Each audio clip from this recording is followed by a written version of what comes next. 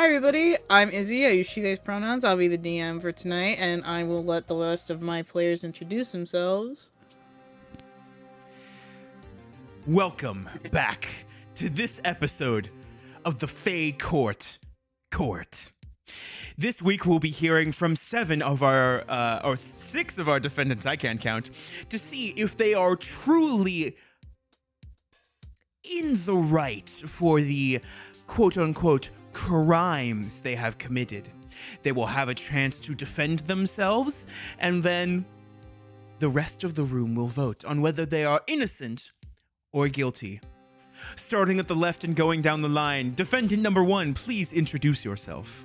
Nah, fuck you. Fae Court, it's Nemo starting. Get that shit over there. Okay, starting from the right and going to the left, can you please go ahead and introduce yourself? Hi, I'm Nemo. I use he, him pronouns, and I play Jimmy, the warlock, who also uses he, him pronouns. So, the crimes being levied against you: having the world's largest man titties to the point where you distracted a driver and caused a 5-car pileup, resulting in mass casualties. How do you plea? Guilty. Well, that was easy, folks. I guess take him away, bailiff, if you will. All right, makes my job way easier. All right, moving down the line. Enforced punishment, the death penalty. Yes, the death penalty. Actually, here I have in the documents that the penalty is titty reduction surgery. Oh my god. Oh no, wait, no. Take it away from them. I thought that was against the Geneva Convention. It is It's unfortunately... not my fault they were looking at my titties. You should...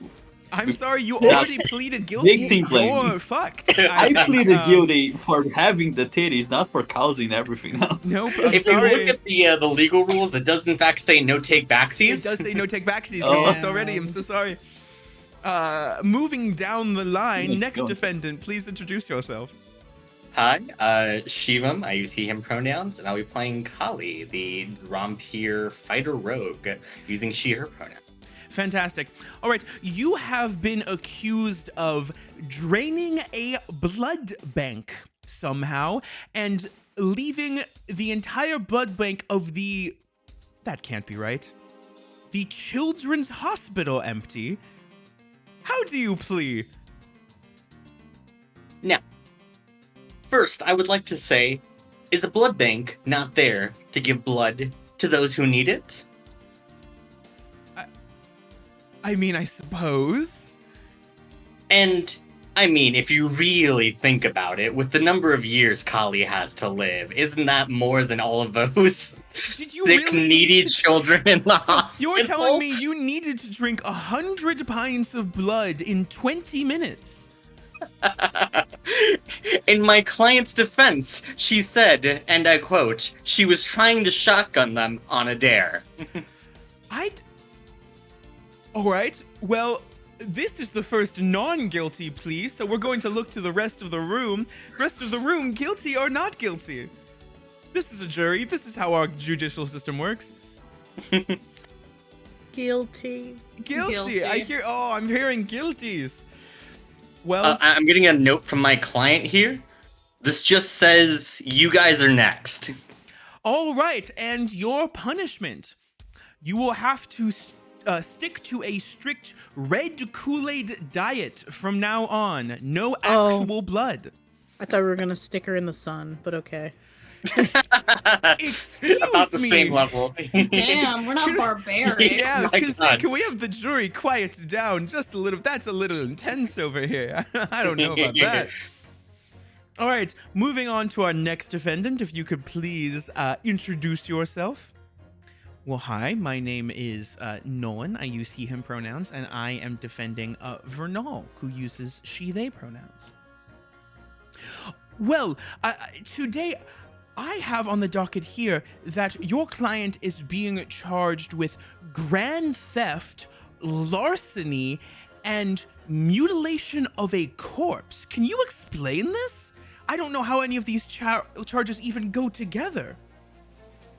Well, you see. we are in the middle, or my client is in the middle of a Fae competition right now. So there is a good amount of thievery, different sorts of stealing going on. And to be fair, the corpse that they killed was a version of themselves that was already, someone was already killing corpses before they did it. So really, that person should be brought to trial first. That's a bad argument. Not a good argument, actually. Fucking the worst. I can't wait to see what people say. Guilty or not guilty? Gotta say, not guilty. The mutilation was kind of funny. Not guilty. Not Wait, guilty. wait. If you say not guilty, you're admitting, you're saying that they didn't do the mutilation, but you said the mutilation was funny, so guilty. No, not guilty is you did it, but not in a way that makes you liable. All right. And the majority, I suppose, says not guilty. That Feel would free. be innocent, and I'm That not means saying they that didn't do they're it. innocent. What this is gotta be what? Nah. Never Yeah, mind. well, Ignore me. feel free to move on, and I guess don't do it I- again. All right, my client will not be publicly seen doing this again. Fantastic. All right, moving on to our next defendant. Please introduce yourself. Hi, I'm Elliot. I use he/him pronouns, and my client here is Bunley. He uses he/him pronouns. Fantastic. Now, I am going to say this is the most intense charge we have levied against us today.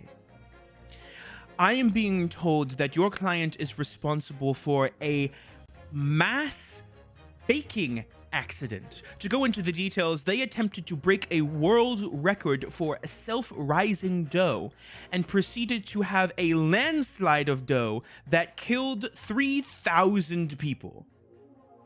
Do you care to explain yourself? Now, I know this looks bad, but one simply cannot control the wild nature of dough. If not for risks, science would never advance. Is your defendant not a renowned baker? Do they not know the science and the dangers behind adding so much Fae yeast? Do you pretend to know the natures of quantum physics? I'm talking about baking, right? Like, we didn't pivot hard while I wasn't paying attention? The science of baking has come leagues since most people last checked in. I'd say they're on the same page at this point. Okay, I guess looking to the jury, guilty or not guilty? Guilty. Guilty. See? Oh, Was guilty. it good? Those 3,000 people shouldn't have been in the way. Well, it sounds like there's a majority guilty. So, unfortunately, your punishment for your crime will be for a duration of 300 years, a year for every 10 people killed. You shall be forced to use nothing but an easy bake oven. Oh god. I don't think you can handle that. Look, all of these crimes are very Fae in nature, and look, I'm not going to question the punishments, but it sounds like, honestly, that hurt you more than the actual killing of innocents did, so we're going to move on. Next defendant, if you would please introduce yourself. I am Alice. I use she, her pronouns, and I will be defending Constanta, also she, her pronouns. Fantastic. Now, while we don't have you on any actual, what seems to be visible crimes, it does appear to be that there's a large amount of criminal conspiracy here, and what looks to be, there's just mountains of evidence of you planning to murder your husband. I mean, let alone this could be put you away for several mortal lifetimes, let alone a Fae one. How do you plead? Not guilty. Simply because he deserves it, Your Honor. Not Do you guilty. have any other... Jury, you have to wait until I ask. Do you have any other defense for the evidence that we found? I'll give you $5. Jury? Not guilty. Not Oh, guilty. you're crying. Fuck. All right. Well, All right. You are released, I suppose. Please don't kill your husband. Where are the $5? I guess you do have to pay each of them $5 now. All right. A small price to pay for freedom and totally not killing her husband. Okay. Oh, we are moving on. Oh my I accept gosh. moon points. Okay. Moving on to our last defendant. Please introduce yourself. Hello, I am Kate, she, her pronouns, and I will be defending Zeka, who uses she, them pronouns. All right. Now, I do have to say, this one is interesting as you are actually being sued by another one of the defendants today. So we have here that you are being sued for what looks to be being a terrible wing woman and in not helping me get with the tall, whispery lady. I don't know what that means. How do you plea? Not guilty, and in fact, perhaps countersuing, as if they would ask me to put myself out there, put Zeka out there enough to convince someone to date them, I would consider that under the ground lines for coercion, or perhaps even more blackmail if they are threatening me with a lawsuit if this person does not get with her. This is the most reasonable argument we've had today. Jury? I want to see this play out. I also want to see this play out. Guilty. I've heard one guilty. We have more than one Guilty. person here. Fuck. All right. Guilty. The punishment is you are going to be forced to do community service, and that community service is being a wingman for Sir Jimmy. If you do not Wait, meet why your for me? I don't need appointed, a wing one. if you don't I meet don't your need a appointed big court person. dates, you will be arrested for your entire Fae life. Let the record show that Sir Jimmy had no riz and could not, in fact, pick up Couldn't the, do it on his the own. Eater of Whispers. Yeah. Yes. I can fumble bad bitches Yeah. on my own. Now, Sir Jimmy, as we are wrapping this up, I do mean to say that this lawsuit looks like it actually wasn't filed by you. It was filed by a Mr. M. Do you know who that is? That's Mr. M. That's the French mimic. All right, you're going to want to have a conversation with him, unfortunately, it looks like, as he was the one to file this on your behalf. Well, Damn. you know, I'll be honest, everything was really fucking confusing. Court stenographer, could you please go over the just details of this day? I need a little refresher. Yes, of course. Thankfully, it's quite short and to the point. Quickly dispatching the clones made by Liviana at the behest of Mr. M, there is no time to think as a large black and white squid emerges from the pool of stars. The group receives a good beating, though, through lightning storm zaps and blows from giant tentacles, but emerge victorious in the end. It is decided that Team Apocalypse will guard the party and Penelope as they rest. With Zeka taking first watch over the Mothwoman, as she manages to defrost Vernal back into their autumnal form, the Lunar Loaves still have some time to wind down before the evening ends.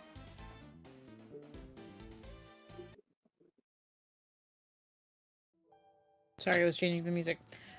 So yeah, you guys are back in your dorms, and the Sandman is outside keeping watch. Liviana, get the fuck out of here. And yeah, whatever you guys want to do is your time. All right, now guys, this is Nolan. We wanted to have some like conversations and do some stuff, right? And we decided to end so we could have them like the next session. Am I right? Am I crazy? Yes, I'm pretty It's sure. yeah, the small ones. I don't small ones remember. before, and then the big ones planned for now. Yeah. All right. What those entail, though, I don't fucking remember. I also don't remember. I think big conversations were wanted to be had, but not by me because I don't remember.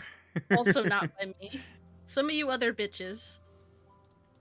Sick. It's been so long, I don't remember. It has Okay, been a good yeah, why don't little we do bit. this? Each of you roll me initiative so we can just go down what you guys want to do for the night. Perfect. Because this is also the first time you guys saw somebody change into a winter eldrin and not their normal Oh, autumn that. eldrin. Yeah. Um, Not important. there's still the whole concern of, what the fuck is happening? Ooh, damn, whoops. Why is Penelope still asleep? There we go. Wow. What's happening? Why is there... Yeah. 1 second. I don't know why it fucked up. Hold on. Let me do it this way.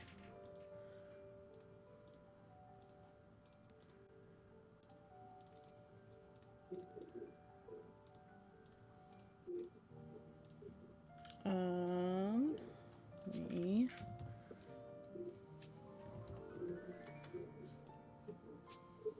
Damn. I thought he did really good with the 21, and Jacob comes out and just goes 23. That wasn't even intentional. Damn. Elliot, are you potato? Yeah, sorry, I didn't click on my character. Shivam! Steven's gone. He Steven's said he this would be right back. Fucking guy. Damn, He's how gonna get dare a you. 1. All right, Because You he's can not send him here. to he the goes left. last. Yeah. Shadow Realm. Alright, Zeka, you're gonna go ahead and go first. I mean, Basically, Penelope is fast asleep. Kevin's there vibing. The Sandman is outside, if you need to talk to them at all. well, I mean, she did her check-ins last time, just nabbing Penelope for the first night for watch and just checking in for Vernal. Everything else is fine and dandy. She has no other concerns. Okay.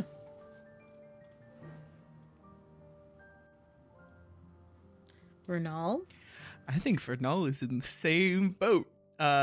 She wasn't looking to have any conversations with them anyway, and was actively trying to avoid them. So I think after the conversation with Seika, I think she's bundling up, getting ready to go to bed. It's trying Okay. to avoid everyone else actively. So what I'm gonna do is, I'm gonna say this little tree over here is your guys' dorms. If you are not actively in this living room space where other people can interact with you, they have to go look for you. I'm gonna put you there. Okay. I don't know where that. I assume. Quit moving. I got it. You're there. I'm gonna Okay. fucking kill you. Where the gummy dragon outta egg here. came Gotcha. from that tree. Okay. I'll Also put Penelope into in the here tree. because, yeah. Oh, Zeka hell yeah. put her in the room. Okay, good. Okay. So, Yes. clarify, were we told in character what we needed to do to wake Penelope back up? You know that there is a curse, a bargain that was made for Penelope to stay asleep, and you do not know how to break this bargain or deal because you do not know who gave her the deal and what it entails. That is all you know. Ooh, Do we know where actually. Liviana went off to? sorry. No, Liviana fucking dipped as soon as the fight started. That is actually a fantastic. Well, I guess it's a question more for Penelope and less for Constanta. And I don't know. I don't think Constanta has been open with the soul cage that she has. Am I correct? She does not have the soul cage any longer. She No. has a cage, but there's no soul in it. Ooh. So was it actually brought up I think Penelope, that like, there's a spirit involved? not Penelope. I think Mr. M said something, or Penelope said something about, like, I made a deal to, like, bring back a soul. Yep. And while the soul was back, she was unconscious. Mm-hmm. I don't remember if we clocked in that moment that it was Constana. I mean, you could assume. We could. I guess we all saw it, huh? And then the implication being the soul never made it back. Yeah.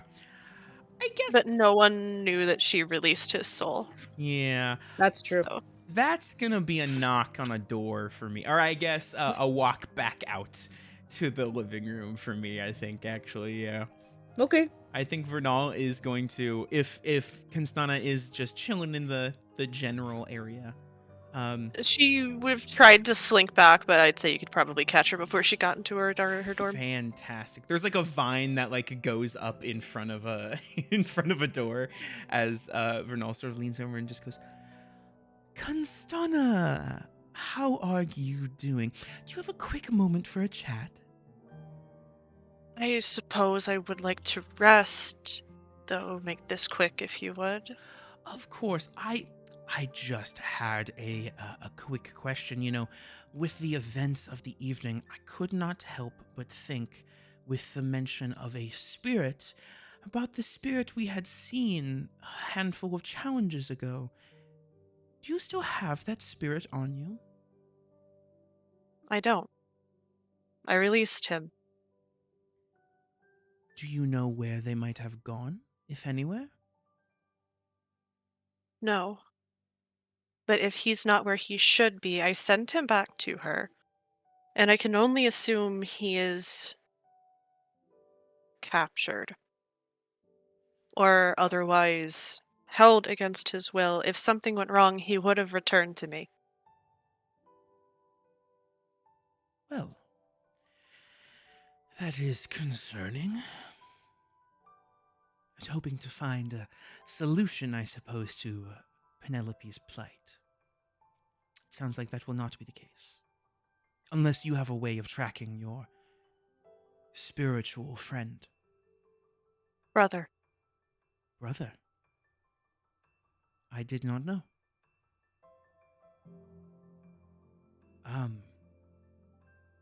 I suppose that makes sense with the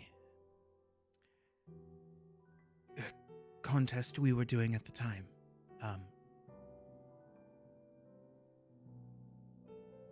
Weirdly, in this moment, Vernal gets a little bit of like a half smirk, and just goes, "Not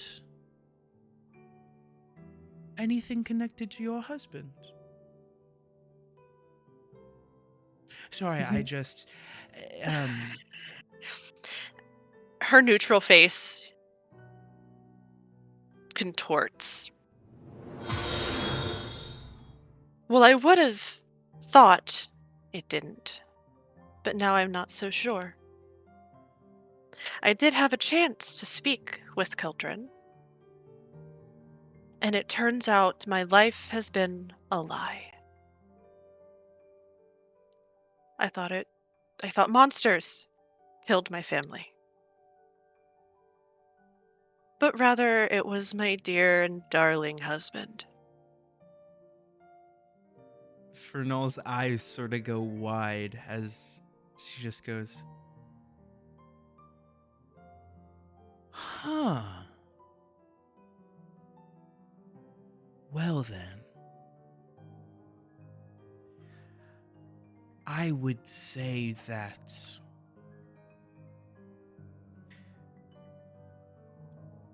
if you need any assistance during our next challenges," and sort of like raises like her eyebrows as she looks at you, please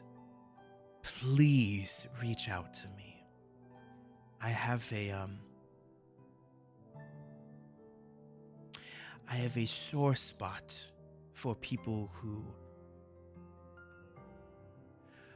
do not respect a family. So, I do not mean to hold you. If you do not have a way to track your brother, then there is nothing we can do at the moment, but we should probably look into it as soon as we can. I'll see what I can do, but I make no promises. I don't know how spirits work. It's not my area, but if there are, I don't know, things that maybe he liked, perhaps those could draw the spirit in. I'm simply spitballing. I truly do not know. If anything would draw him, it would be me. Our family wasn't the best, but we had each other. A warm smile will creep up across Vernal's face as she just goes, "Understood. Well, I will not hold you, and any vines that were there will retract," as they just go, "Have a good evening." You as well. I appreciate the offer. Of course.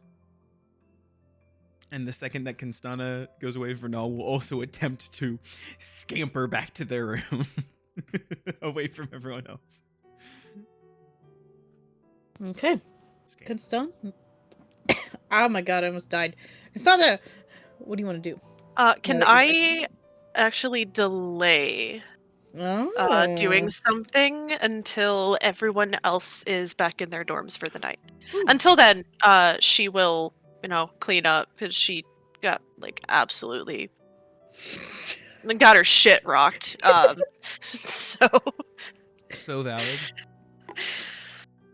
See, imagine being in another campaign with you where your character gets their shit rocked. Couldn't be me, huh, Alice? Couldn't be you. I saved him. Just saying. You shouldn't have. I You was should've nice. killed him. I'm not saving him next time. Anyway, Bunley, it's your turn then. What would you like to Bunley has brought out into the central area a tray of pastries with a meat curry inside, something hearty to help everyone feel a little bit better. And the gummy roll dragon. me a performance on how well you do. Can I roll cooks, bakers, tools? Yes, you may roll your thingy. I knew you had something, I just couldn't remember what it was. I think I rolled wisdom with it because Probably, because you're a using cleric. his big Yeah. brain. Do you want to guidance yourself, maybe? I would love to, if I can roll. Damn you! Plus a D4. Not 1,212 D4. Just one. Nice. 28. So, if any of you decide to actually eat Bunley's meal that he prepared, you may gain 10 temporary hit points the next day. Ooh. Does that also apply to me? You can suck out the flavor, I guess. You can slurp the curry from them. They're designed to be biteable. God. If you just nom it a little bit, I'll give it Yeah, I to guess she nibbles on a little. Okay. you. That's so funny, I forgot. No, suffer.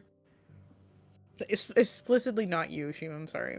Oh, Callie just died. Understandable. Genuinely, I did put that as a proper thing on my sheet. Is that I cannot taste. Damn. And then can I use my Oh, I know we were trying to get our hands on just a set of mundane tools to help in our search, and I can't remember what they were. I have no idea what you were looking for. Can I just make some navigation tools with my Channel Divinity Artisan's Blessing? I can make mundane metal objects worth no more than 100 gold. Do you want to just make a compass or what do you want to make? Just a set of navigator's tools? If you spend the night doing them, yes. I have an ability. Oh, fucking... Yeah, let me pop it in chat. I think navigator's tools are part of the default set. Oh. So fuck yeah, I guess it won't be magical they're or anything, almost but certainly worth less than 100 gold. Oh, I know. We wanted to talk because we knew what the challenge was tomorrow. Weren't we told? No. Oh, Yeah. never No. mind. We have Nolan to just no shit. Never mind. I I've reached into the Are you- future. are you- because I do fucking remember astral that there were projecting? several big things we all wanted to discuss, and I don't remember what any of them were. I had a That you- small brain blast where I was like, "Oh, there was maybe a challenge." I was wrong. That's probably what we're doing. Okay. Quick, we'll pull the curtain here.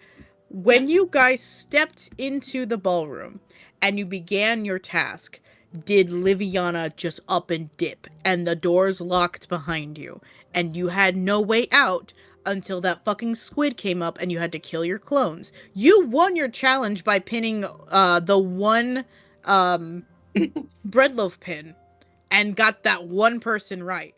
But that was it. You have not heard anything else. You have not heard from Liviana. It's You like have not it heard from hasn't anybody. ended. Gotcha. Crazy thank you. thought, huh? Okay, and then I'm gonna go into my little book and I guess try to put myself together a spell list for tomorrow that'll help us find Liviana. But he'll do it out here with his baked goods. If Vernal smells baked goods, she will scamper out in a night robe and snatch a couple and go, "Thank you, Bunley."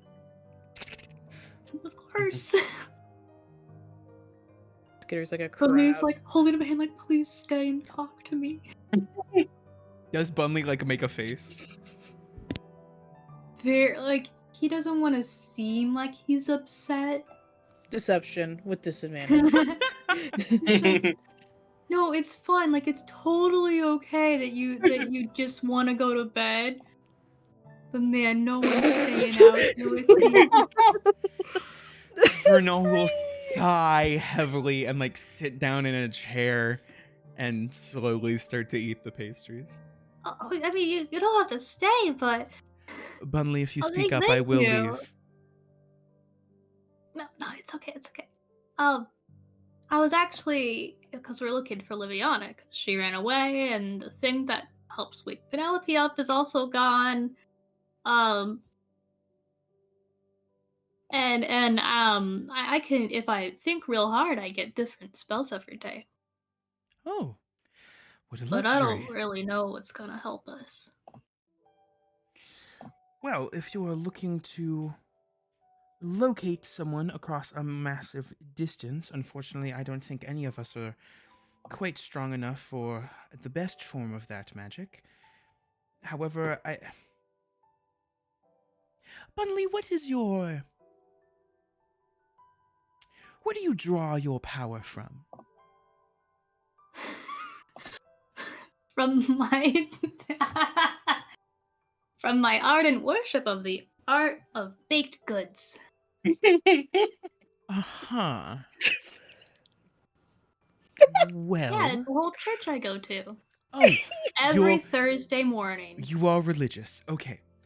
I That's how I mention get this yeast. because certain religious casters have been known in the past to be able to commune with their deities. Oh I yeah, don't the know. big bread creature in the sky? The big bread creature in the sky. Yeah, it's made of every kind of bread. Uh-huh. No one knows how it baked so evenly. Fascinating.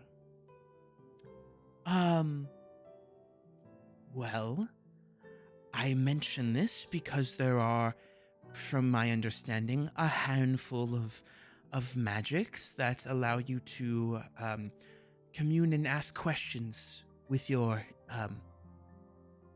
big loaf in the sky. Yeah, every morning when I bake breakfast for everybody, I open the oven door to check it and then preheat it, and I get a list of spells that come out of the oven. That's what I read. So do you not, you said you can choose your spells. Do you just hope really hard for a new set of spells? I mean, yeah, it's worked out so far. Uh-huh. Yeah, because every night I put in the old one, and they change. No, Sometimes I'll leave like little doodles, or I'll be like, "Hey, could you please give me one of these that you given me before?" And then I'll get it. Okay. How about this then? And you see Vernal will take from inside their nightgown, they'll take out their spell book and they'll start flipping through. And they'll just go, "Here, this one. If you could prepare divination, it allows you to ask a question. I think you have the ability to do it probably. It's simple communication, deity type stuff. We could at least get a bearing for what we're supposed to do." Yeah, and I think when you say I should locate something that's missing. I think I've gotten something like that before. Sure, I'm just spitballing here, I guess. I could do that, and maybe if I ask really nice, it can give me a spell where I can locate more than just things, and I can locate people. Because we're missing a person, kind of, aren't we? Yes, we are. I know that higher level magics that are not limited by distance are quite difficult, but if you can do it, sure. Huh. Yeah, I remember last time I was having kind of a bit of a problem finding my whisk because it only worked so far away. Hey, Bunley, while you're talking about this spell in particular, roll me a religion check. Oh shit. You know, the big loaf in the sky. Yeah, the big loaf in the sky. I'm proficient in this. 15. Oh, is this something I can guidance or is it spontaneous? Man, it would have been so good if you said, "Can I use guidance beforehand?" I But thought I'll it was be nice. spontaneous. You can use guidance. Let's go. Right. I can't. Usually on Foundry, I can just click a box that says add guidance all the time. Well, I'm this ain't spoiled. Foundry. This is not Foundry. Where's this black magic you speak of? 18. So this isn't spontaneous. I can guidance. As you're talking about this spell in particular and like wanting to reach out to the big red loaf in the sky, you can kind of feel like the oven is a little bit warmer. Like it's like encouraging, even. Oh. I think the bread creature wants me to use those spells. All right. I'll ask for all three. And we'll see what happens. All right. If you think of anything else, let me know. Of course, I will trust your bread senses. Oh yeah, if you want to join anytime, there's free cookies and stuff at every meeting. I mean, you don't have to like join the team. You just come by and get free cookies. You know, I think that's how they get you. They're really good cookies. You didn't say no to my statement. I'm gonna eat my pastries.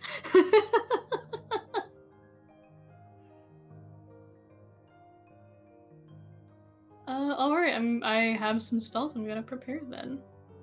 How's the gummy dragon doing? Vibing. Just chilling out. Toasty, roasty, sleeping. Hell yeah. Had a big day today. They're tired. My sweet child.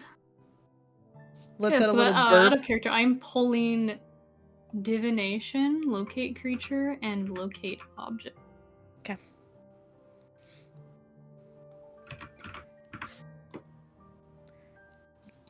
Give me 1 second. Oh boy. Tippity tap tap. I'm sorry, my nails tap against the keyboard. Yo, I just got Oh, the man. newest, like, loudest mechanical keyboard at my other setup, and fucking it might get screamed at on the daily when in like a dead silent office. They're like, "Why did you get that? Quiet down." It's just like dead silence, and then it's one of my favorite Same. things. Where's your sheet? Let me look at something. Yeah, before I got my newer, nicer mic, Elliot would yell at me all the time, just like just the ticky It taps on sounded my like you were keyboard. punching the microphone. Can relate, Elliot, or can relate, Hey, Shiva. Bunley, do you pet your gummy dragon? If he seems to enjoy it. I'll He give him does. some head pets. As you pet him, there is a warmth that goes into your hand, and you have gained 1 spell slot to use right now to talk to someone. Bungley's eyes roll into the back of his head. What's happening? Divination, my guy. Oh shit! I'll just pop it in chat. Is Vernal still there? Yeah, Vernal is still sitting there eating pastries. You see Bunley's eyes roll back in his head as his oven begins to glow. So, Bunley, you can see this. Vernal and anybody else who's sitting in the room just sees this brilliant light of fucking fire just explode from the oven. Bunley, you see this small little creature that is made of like pretzel dough, of rye, of cinnamon, like all wrapped up into what looks like, you know, Cinnamoroll from Sanrio? Yeah. Like Yes, I do. like that. He has little raisin eyes, little strawberry cheeks. Oh, hey, Oh. Bunley! What's Oh my up? goodness. You're one of the bread creature's messengers. Yeah. What's up? Oh, we were just talking about you. Yeah, that's so sudden. Actually, could you help me with something? Help us with something. Yeah. What's up? So we're looking for like a little guy, like a spirit. Me. Oh. I'm so sorry. That was easily misinterpreted. And it got out, and Penelope brought it to us for a thing, and promised that it would go back. But it hasn't gotten back, and now Penelope's stuck asleep. Oh shit. We don't know where it went.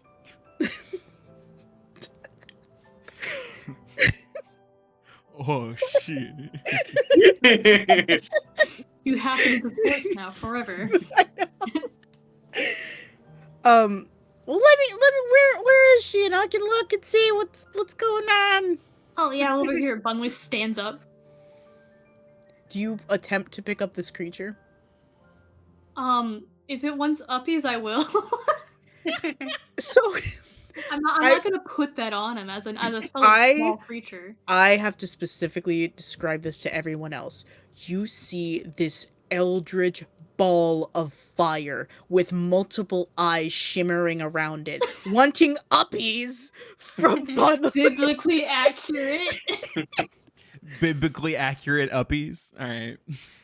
You Yeah. see Bunley reach towards the eldritch abomination on the Wait, table. wait. Where are your gloves? Oh, my bad. Puts on his gloves. All right, now good. Scoop him. He's scooped. Take him to Penelope. Come He's on, Vernal. very warm, like almost Even through the gloves, I yeah, imagine. like uncomfortably warm. But because you have been blessed by their god, you are safe for now. Unless you give him a reason not to be. Nah. Why Okay. would I? Could fuck up. I don't know. I'm gonna try not to do that. Okay. Bunley not becoming an oathbreaker this session. You sure? Oh, I'm not paladin. I don't know class I am. Uh-huh. Jeez Louise. You're scaring me. Collie, Bunley Jimmy. says, "Come on, Vernal." With like holding the light of the sun. I'm in assuming his eyes hand. still fully rolled back into his head, like. Yes. Yes. How y'all reacting? Uh-huh. In the room. What? Sure, Bunley. Of course. Who else is out here? I think Kali would have gone to her room pretty quick, but is there like lights and like an angelic Yeah, like underneath open your noises? doors, like, the light of the sun has peered in. Yeah, vampire. Yeah, okay. I think if Jimmy is still out here for sure, Vernal's like, find the Sandman. What the fuck is this?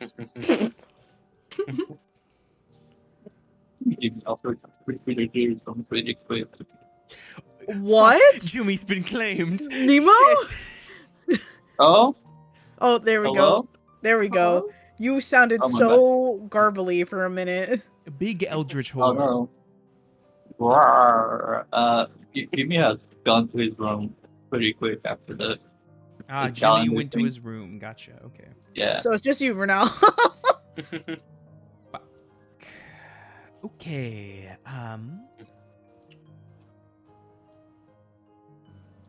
I can't. Come quick, Vernal. The oven gets cold fast when the door is left open. Okay, yeah, sure. Vernal will stand up, set down the pastries, lost in appetite, and slowly follow Bunley. So fucking funny. Take 50 moon points, Elliot. That fucking killed me.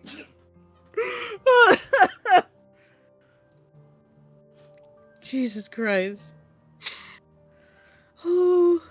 Anyway, you're heading to Zeka's room. Oh, because that's where Penelope is, isn't it? Yeah.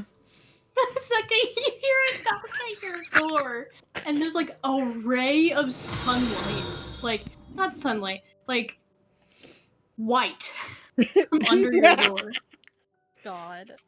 She hear the knocking, go to whip open the door. Hey, Bunley, holy shit, what is that? You see Bunley engulfed in light holding this eldritch creature, eyes rolled back in his head, and Vernal just standing by looking terrified, I guess. Oh, I've been blessed with a visit from the bread creature in the sky. They've come to help Penelope. Yep, that sure looks like bread. Yeah, isn't it great?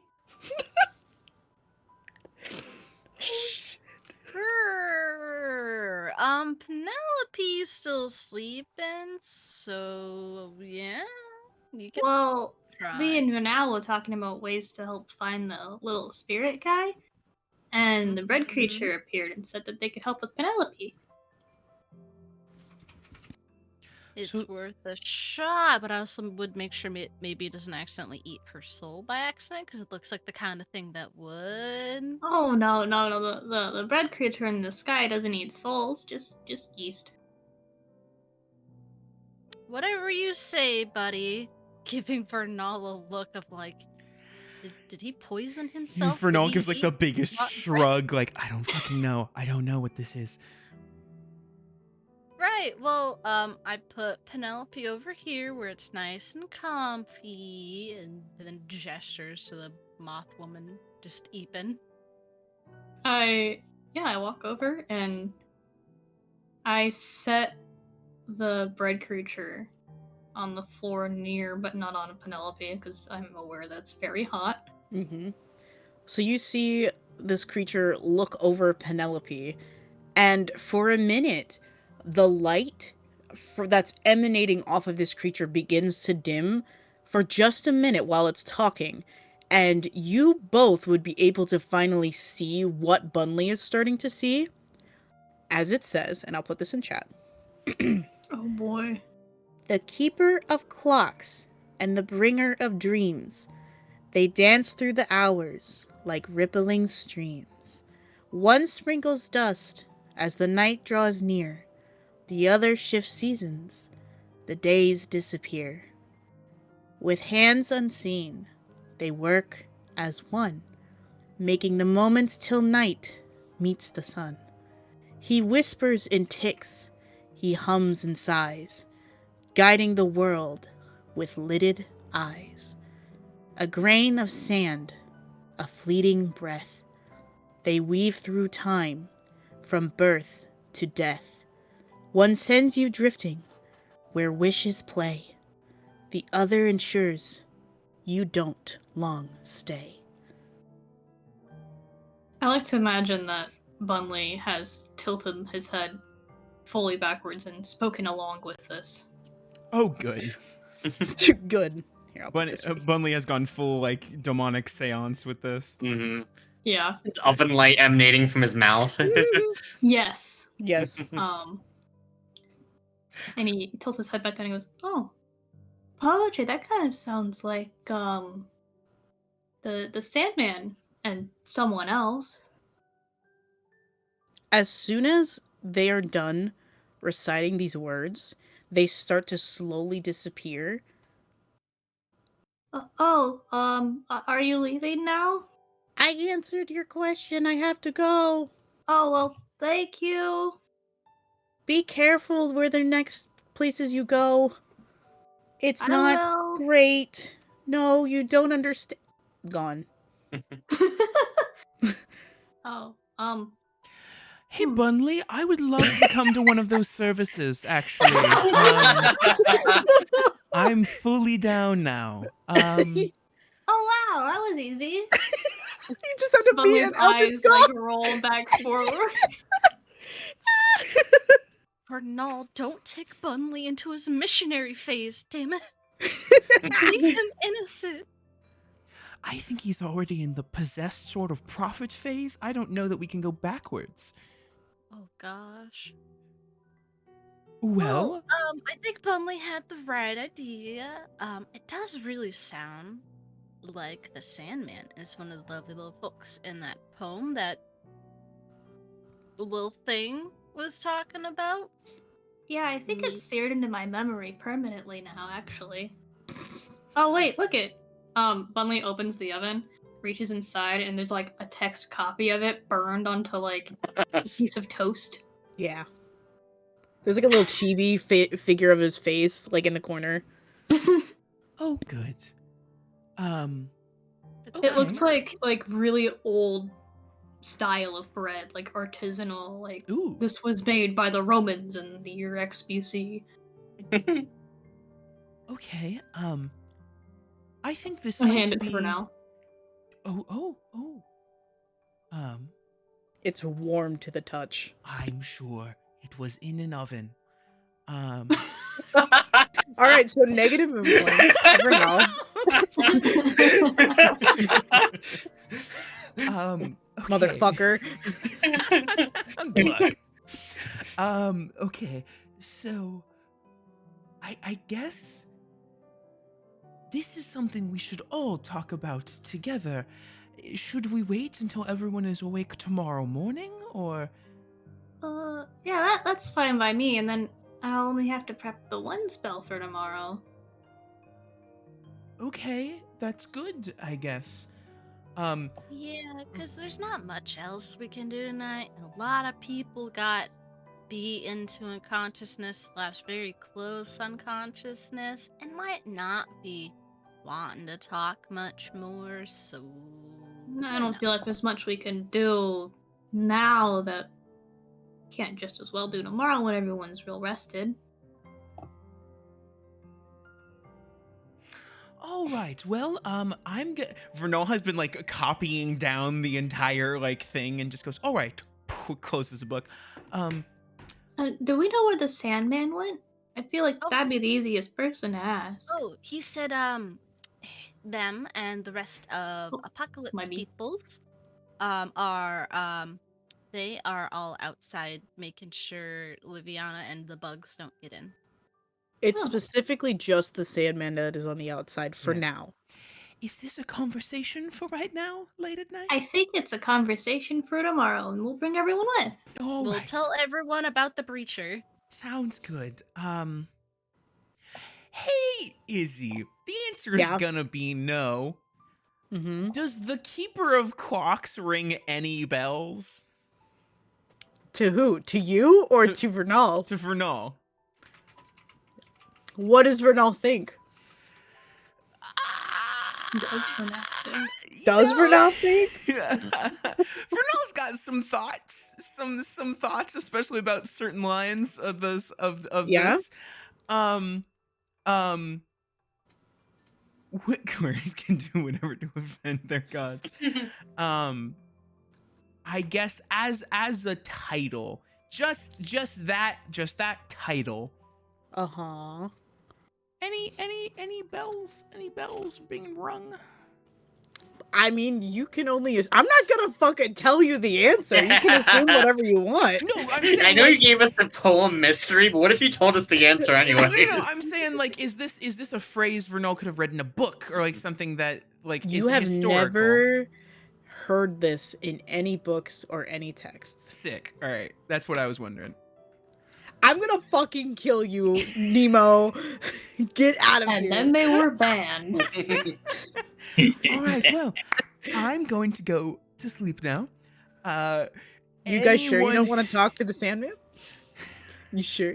Anyone with a talk to them in the morning. I will say anyone with a high enough passive insight knows Vernal is not going to go to sleep and is going to stew over this for hours. All right, Oh, well, that's me.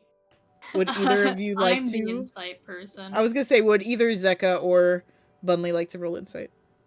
I have a passive 17. Oh, okay, insight. okay. I guess I'll roll a deception. 10. Vernal's not going to sleep. Vernal, are you sure you want to sleep on it? I mean, we Hell can yeah. just go get everyone. They just went to bed. This seems really important. Like, we kind of should do this now. Okay. Like, in case the Sandman's not here tomorrow morning, or they've, like, shifted their shift with someone else. You know what? Fair enough. Okay. All right, we'll go break into people's rooms. Okay. Not. Zeka's gonna full speed Pause. like jump into Pause. people's doors if you let me. I know this will be All right, after. after. I'm gonna let them do what they want to do before we get to you guys Yes. meeting up. So, Sir Perfect. Jimmy, is there anything you would like to do before they all grab you?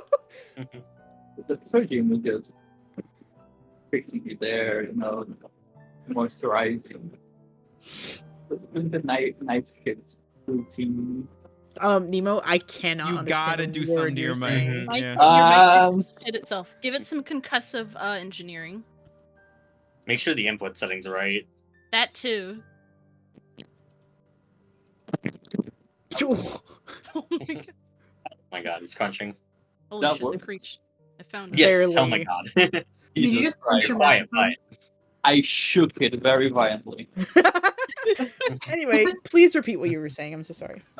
Sir Jimmy is just taking care of his hair, his skin, just night shit.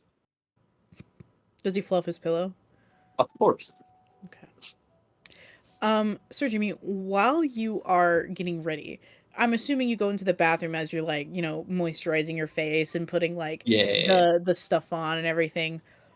In the corner of the mirror that you're looking at, you see a tiny little black wisp of smoke in the shape of a spider.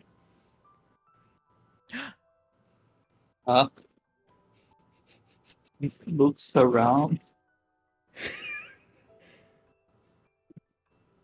There's nobody around. Not even spiders. No, you just see that tiny little wisp of that symbol in the corner of your mirror. Go back to the mirror and just dive your face and just see close it again. I have no idea what you're saying, Nemo. Yeah, it's rough. Wait, I'm so sorry. It's okay. It was normal 2 seconds ago. Oh my god! It's getting worse. Only getting You're worse. being taken into Hello? the void. There we go. You're Yay! perfect. Perfect. Okay, I'm gonna hold the mic still for now. Can he get close to the speck of thing Yeah. in the mirror? See Yeah. what's happening? Yeah, it's just a little symbol. Do I know the symbol? Who does it remind you of? The spider, my brother It's in a Christ. booty call. Oh shit!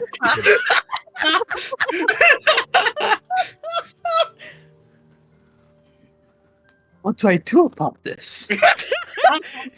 Jimmy, How do I answer? Jimmy's like the fucking animal chasing its prey. It does it for the fun, doesn't know what to do once he's got it. I don't know, I didn't think I'd get this far.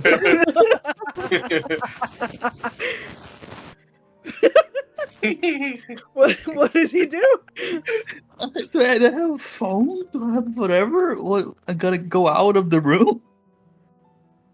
Like, still You has a wanna face roll mask? me literally anything, like an intelligence check or an arcana check or anything of the sort. He Insight. still got the cube slices on his eyes. Yeah.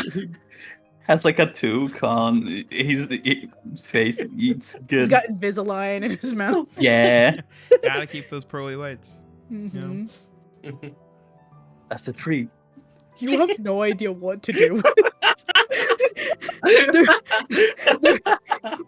no way of communicating to her outside of this room that you know of. After a solid 15 minutes, the spider symbol goes away. No, he fumbled. I love the idea of him standing there for 15 minutes, looking right at this, going, "Oh panicking. shit!" And then she goes, "I gave you the chance." He's just running around the room like, what do I do? Touching the spider multiple times to see if it Please! No. As soon as you went to touch the spider, it disappeared. That was the No! 15 minutes you had. It's gone. You lost it. No soup for you. Goodbye. Can we just like note like on his moon points like bad bitches fumbled one? Yes. Like no penalty to the moon points. We just every time you say your score, you have to also note. I am keeping track of that as well now separately. Okay, I'm adding that. I'm fucking We're starting at crying. 1. What? Stepping at one. I was gonna say it's probably at 5 right now. Because wait. At Because like least, right? it has to be at least 5. At least 5. At least.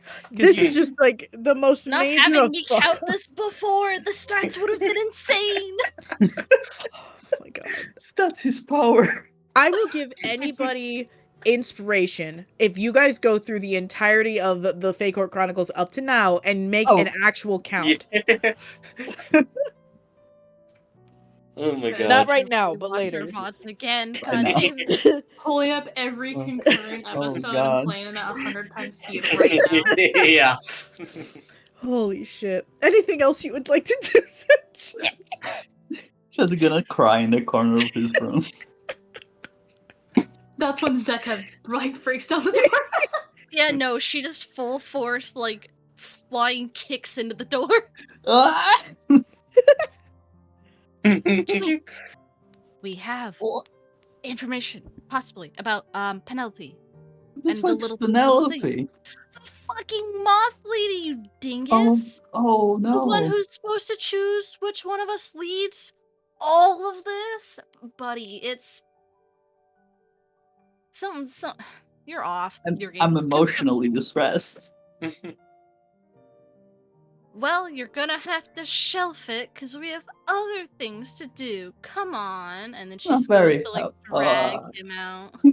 He's If dragged he's not out. moving, it'll be He's by the moving, yeah. angels. Good. I can't believe you fumbled that fucking hard. The desperation in your voice is real. It's so funny. I gave you that. I gifted you that. And you still Golly, what would you like to do? Oh my god. It can't Yeah. be worse than what I did. Kali's probably pretty quiet as everyone kind of heads in for the night. She'll take like just a couple, like one bite probably of Bunley's stew. Again, just to be reasonably polite, but she can kind of barely keep up appearances. She just kind of has this like tired, faraway expression as she's going to cloister herself in her room as soon as she can. And for a good moment, she's just going to try to like calm herself down and refocus, like do her nighttime routine, clean herself off from the battle. But I think as she's doing so, she as like she's going through that massive closet full of all like the insane amounts of clothes and outfits that she owns, I think she knocks something over. Something that she had forgotten about. As there's this really shitty looking plastic tiara and like a play stethoscope that are knocked over from a bag. And she just stares at them for a good long while as she begins to just cry. Damn, that's sad. Okay. And then you hear a round of so many knocks on your door. I will assume if I actually make it through this one, I assume Jimmy's dumb enough to not lock his door, but Cully is smart enough. Extremely locked, yes. Oh yeah. What do you think? Is he acrobatics or what the fuck am I rolling to You want to make it break through this down one? the door or just open it? Yes. Good. Athletics.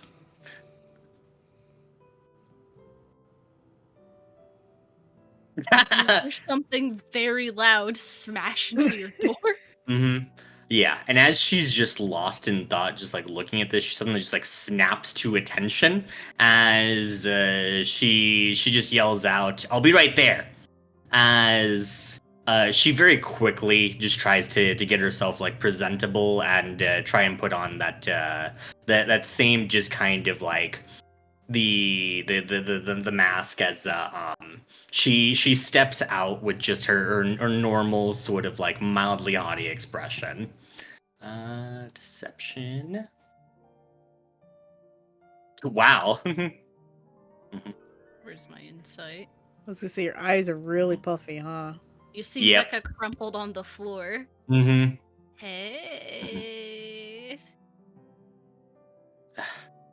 What's going on? Why does Jimmy look like he's been crying? Well, you do too, so. She glares at you. There's a spider in the mirror. Well, Vonley might have summoned some sort of creature to help us figure out how to unsleep Penelope. I Vonley, you hold talk out to the eldritch bread. you talk to the breacher. I do not understand how your powers work at all. Yeah, the bread creature in the sky sent down a messenger to help us learn some information about Penelope and how we can help her. I hand the bread over to Cully.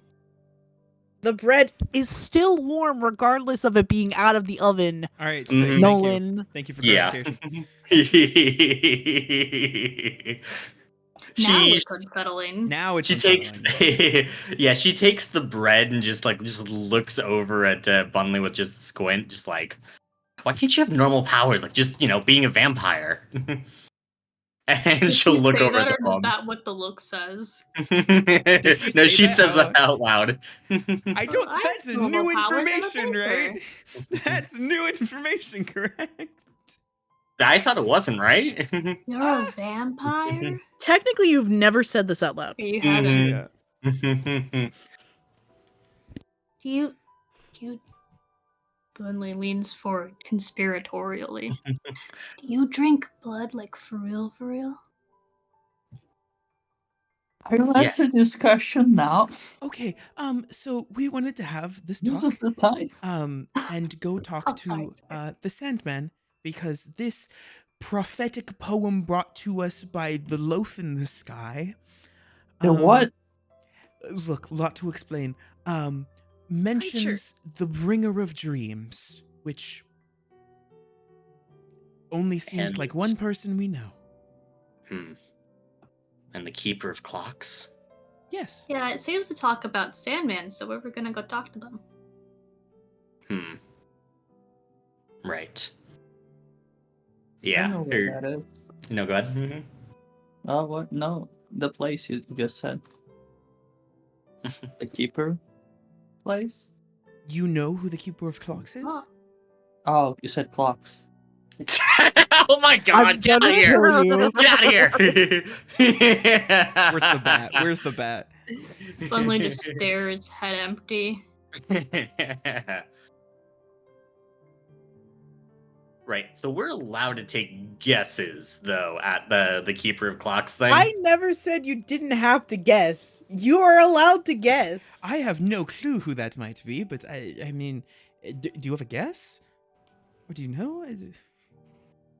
Well, to be honest, the Sandman, well, most people consider them a myth too, right? Yes.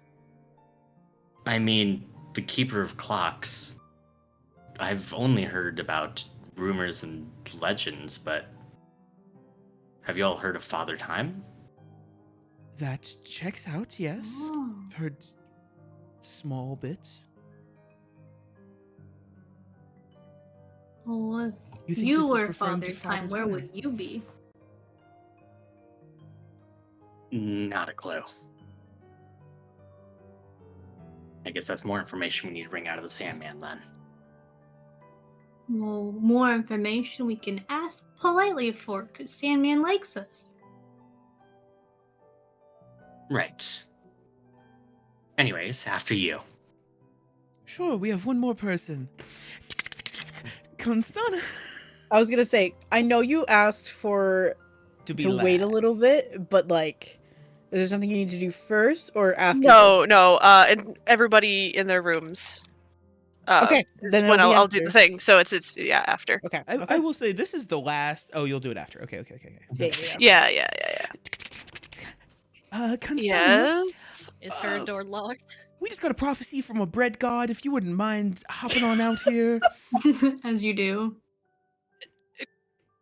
Gods above. It's been 5 minutes. I know. Like go 17 flying for versus the that open door. door.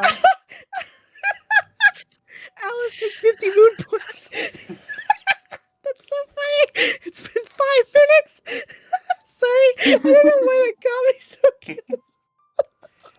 Constanta just has like a robe chucked over her shoulders, her neck out. She's obviously like in the middle of like braiding her hair, and she just kind of comes out. She's just not having it. She looks really tired. Just so fucking done, but she's took up I with. don't think any of us are doing well, but we need to go talk to the Sandman about this prophecy we just got from a loaf of bread that Bunley summoned. Oh, I don't have many good explanations for you at this time. We kind of just need to go. Okay, All right. sure. We'll wander over to the Sandman. So the Sandman is outside. Yeah. As soon as you open the door, you see like a thin layer of sand like guarding the door. Like none of it has been unsettled. You don't see any footprints like leading up to it or anything like that. And if you like glance outside, you see the entire building is covered in a dome of just thin sand, and that you can like kind of see like in the glimpses of the moonlight. Ooh. I think Vernal will try to not poke through the sand, but just sort of tap on the sand and just go, may we have a word? After like a minute or so, you're kind of like, did they hear you? Mhm. You see them walk around the corner. And like normally they're covered in like this long draping cloak, and you can really only ever see their hands and like the neck up, but you see them and like their cloak is gone, and you see them in some really nice like black slacks, and then you see like this, I don't want to say vampire piratey top, but that's exactly what it is. The ruffles. Yeah, it's like Oh, ruffled yeah. and everything. Yeah. Chest exposed and everything, and you see it glittering against the moonlight. It's like this dark blue that could like be mistaken for the night sky. And they actually have this really pretty red bracelet around their wrist. Gotcha. Yes.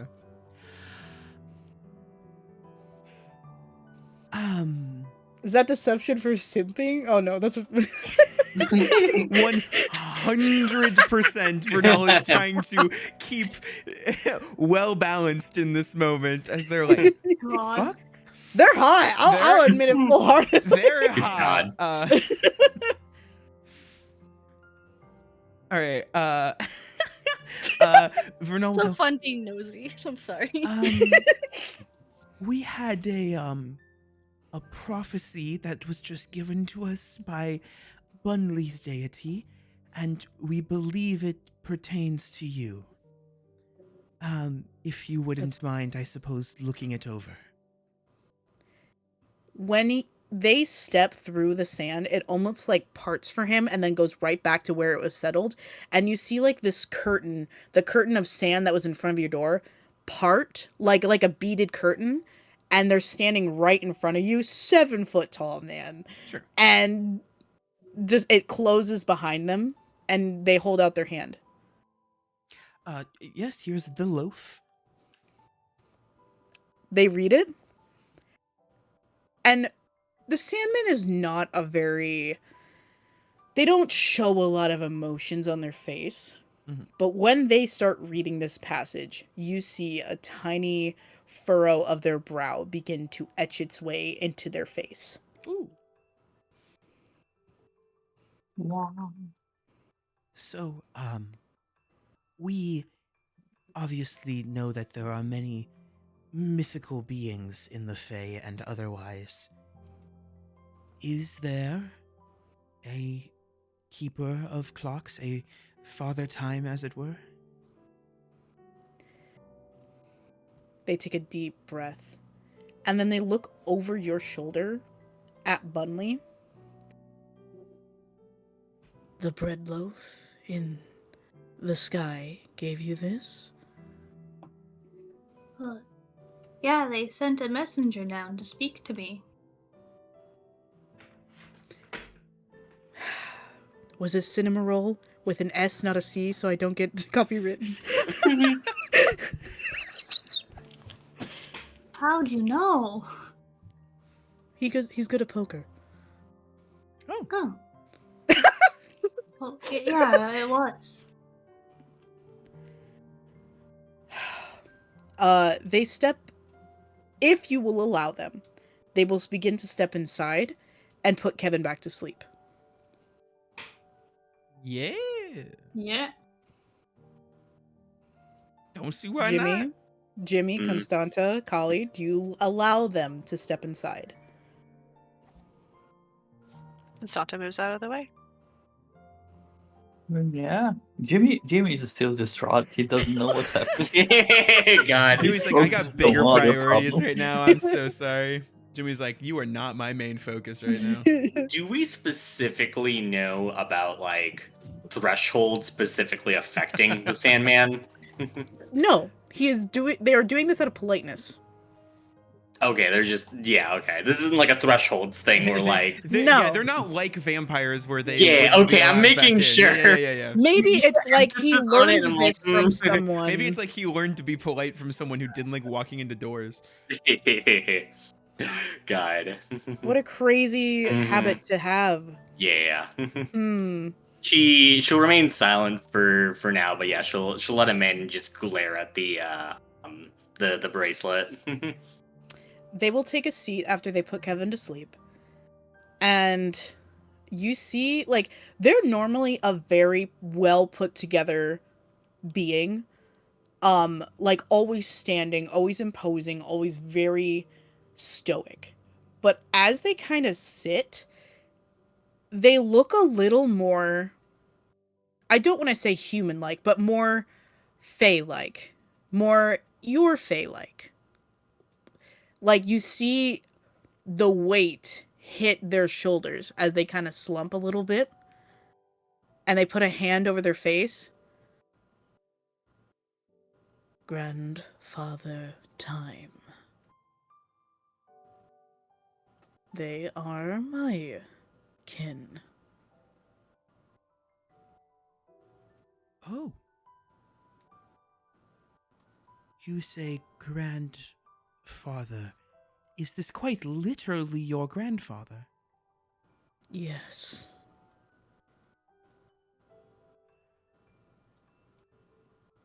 Well. I go am ahead. the sand. He is the time. Sands of time ring a bell. Yep. Checks out. Makes sense. I suppose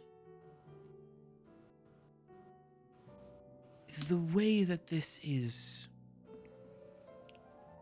Have you checked in with your grandfather recently? I have not spoken to that man in over 1,000 years. That's me. Okay. And what, pray tell, was the issue you had with him? What we all have with time. There's not enough of it, or there's too much of it. Out of curiosity, Izzy, Yeah. 1,000 years specifically, Uh-huh. does that line up with Yes, it the... does. Okay. Yes, it does. Mhm. Yep, yep, yep, yep, yep, yep, yep, yep, yep, yep. You know what I'm saying. Okay. Okay.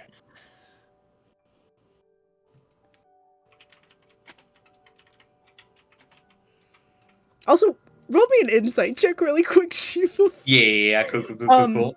I will give you advantage. Well, your choice. It actually no, not insight. I'm sorry, perception. Okay. Because this specifically has to do with fashion. I know this sounds really weird, Gotcha. but just I do have advantage on insight though, so. I will give you advantage on this perception check though. Okay. I'm bad at perception. Nat 20. Never God mind. fucking fuck you, man. Yeah. Get out of here. So, where do you think the fashion trend of vampires in movies and media had these puffy ass shirts from?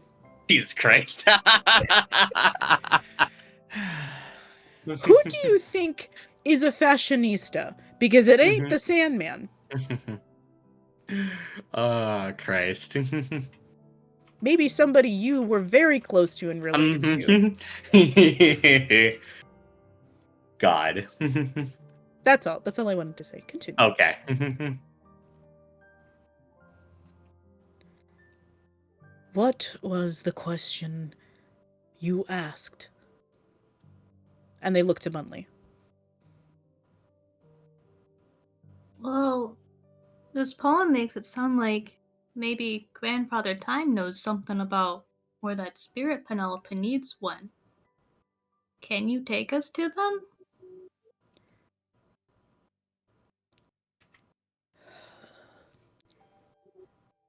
You see a pained look on their face. Like they can't lie. I know it might be Yes. difficult, but we really want to help Penelope.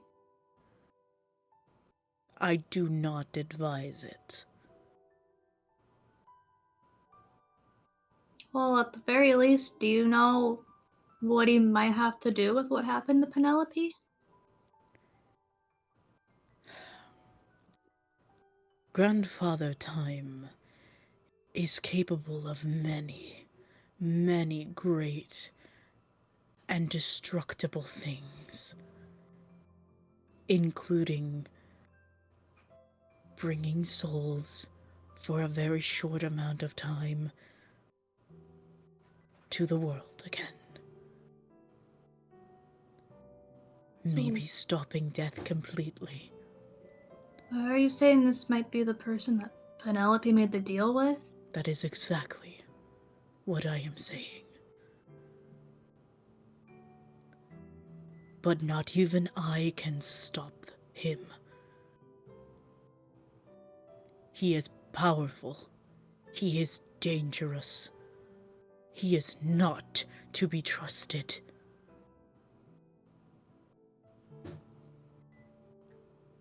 Well, at least if that's the person Penelope made the deal with, then that probably isn't where the spirit is. But he might know where it is exactly. For if he were the one to create this deal, he knows where the deals are.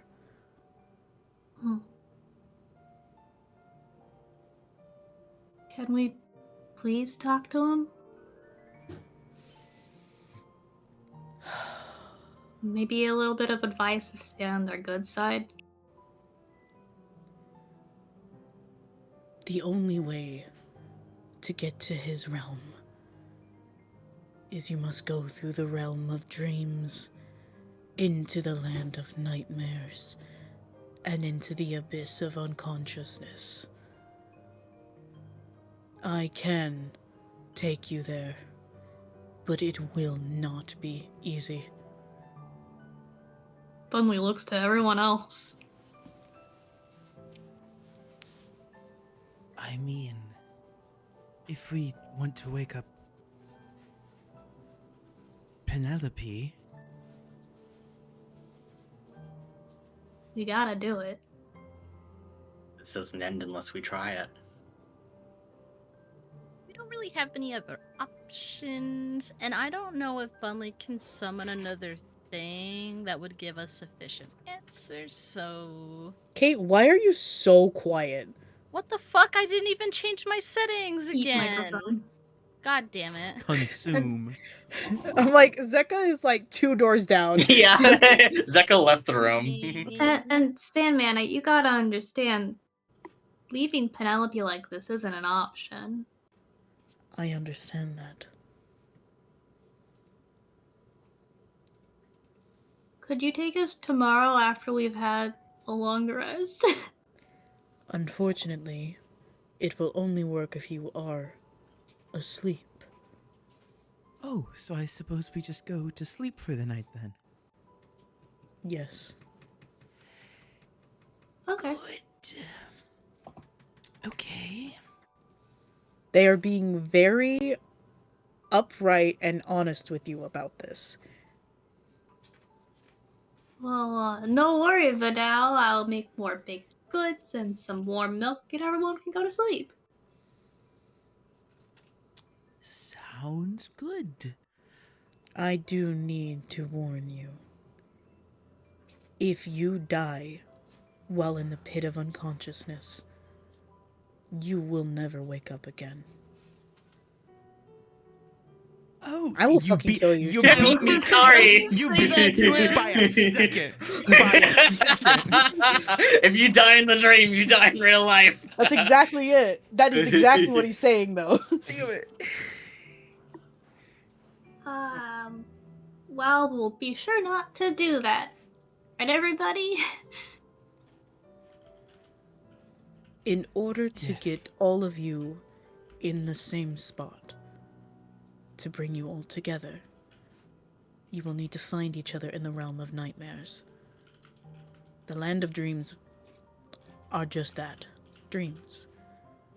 You have to descend into the nightmares and find each other in your deepest, darkest pits of your own personal hells. So how exactly are we supposed to find each other if the nightmares are personal to us? Luckily, you have already made them.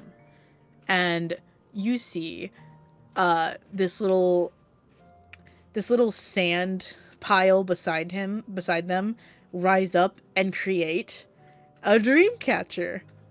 Hmm. They are beacons. Hold them in your hands while you sleep, and they will attract each other. Well, this is good, I suppose.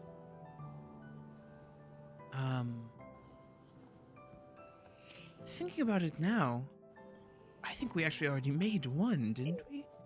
I think you made 3. Mm-hmm. Yes. Well, good. So we make some dream catchers then. Is there anything else we need to watch out for in this realm of nightmares? Mentally prepare yourselves to face down everything you have feared and everything that is the unknown. They say this with coldness in their heart because they have experienced it day in and day out. They are the lord of nightmares and dreams. They know this better than anyone. And if this person is saying how serious and diabolical this place is, you should be scared. Good. Good. Fun. Okay. To your question, Bunley, on how to get on Grandfather Time's good side, there is none. Alright, I'll be polite and I'll bring a gift. Gives you a very weak smile. Anything that gets you on his bad side? If you continuously talk to them, talk in circles. They've heard every conversation, every pleading word, every language, every rise and fall of civilization. Everything. They have heard it before. There is nothing you can say, nothing you can do, that will ever change their mind, their ways. For they are life and death itself. They are time, and it cannot be stopped.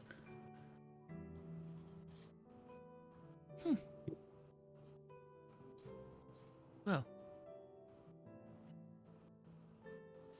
I suppose this is going to be...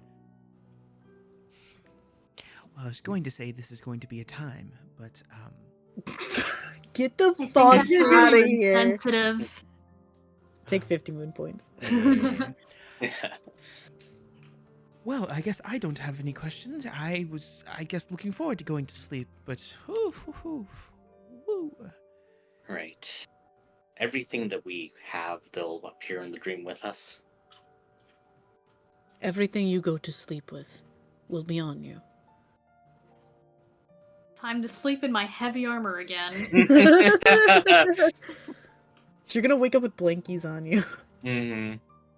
It's gonna have like weird sleep lines. Yeah. Indentation. It's bad. Construction helmet lines. Zeka, I have a question for you. Yes. First of all, you're still quiet, but Ah, god damn does it. Martine sleep with Zeka? Yeah. Martine's his own coming little bed. too. Oh, got his own yeah. You're kidnapping him into the dream realm. I can't believe you're kidnapping Martine into the dream world. Surprise. bullshit. Good. Oh, one more thing. They get up and they slowly... It's like they kind of know where Penelope is, and they move toward Zeka's room, and they stand on the outside waiting to be let in. Oh, just go for it. As soon as he attempts to step in, Zeka, you hear, "Get the fuck out of my room! Who is this guy?" This is another guest. Say hello. The Sandman stays stock still in the threshold of your dorm. He does not enter because Martine is just mean mugging this man, having no idea who he is. Oh, Martine wouldn't hurt a fly, and she goes over and like picks up the little noodle by like Hey! like the forefinger and her thumb, and she just kind of like wiggles him up and down. Look at, he's just a little spaghetti noodle. He can't hurt anybody. He's sure mouthy though. So if he says anything mean, just don't take it seriously. Hey, Zeka, ain't it weird that they can understand Martine? The snake? Yeah, They have snake speak. doesn't God. phase Zeka. She's just Okay. like, yeah, more friends for Martine. No thoughts. No questions. Mhm. May I come in, Martine? What you offering? They kind of pat their pants and their chest, try to find something to offer. Before they make like this little, I want to say it's like a sand castle, but because it's made out of sand. But he makes like this little palace that's Martine sized. A new home that is fully heated. Martine just kind of stares at it. All right, put me down. I gotta inspect this. Zeka puts him on the like the pillow floor, lets him mew. He neumes, and you do not see him again. He is in there. He is in that sandcastle. Taking this silence as a yes, you may enter, the Sandman quietly walks in, goes over to Penelope and kind of bends down, and snips a long lock of her hair off her head. And he kind of nods for Zeka to follow them back out. And he cuts he like parts the threads of the hair and goes up to Zeka first. May I? Please hold out your hand. Yeah, here. And they tie the hair onto your wrist, and you see the speckles of sand within the hair, like they are casting a spell onto this, so it's easier for you to track someone. Ooh. That's fancy there. And they will go up to each of you, asking for permission each time. Jimmy, do you allow the Sandman? Yeah. Bunley? Yeah. Constanta? Yeah. Vernal? You. Cully? Can I not tie it myself? I'm not a child, you know. 1 second.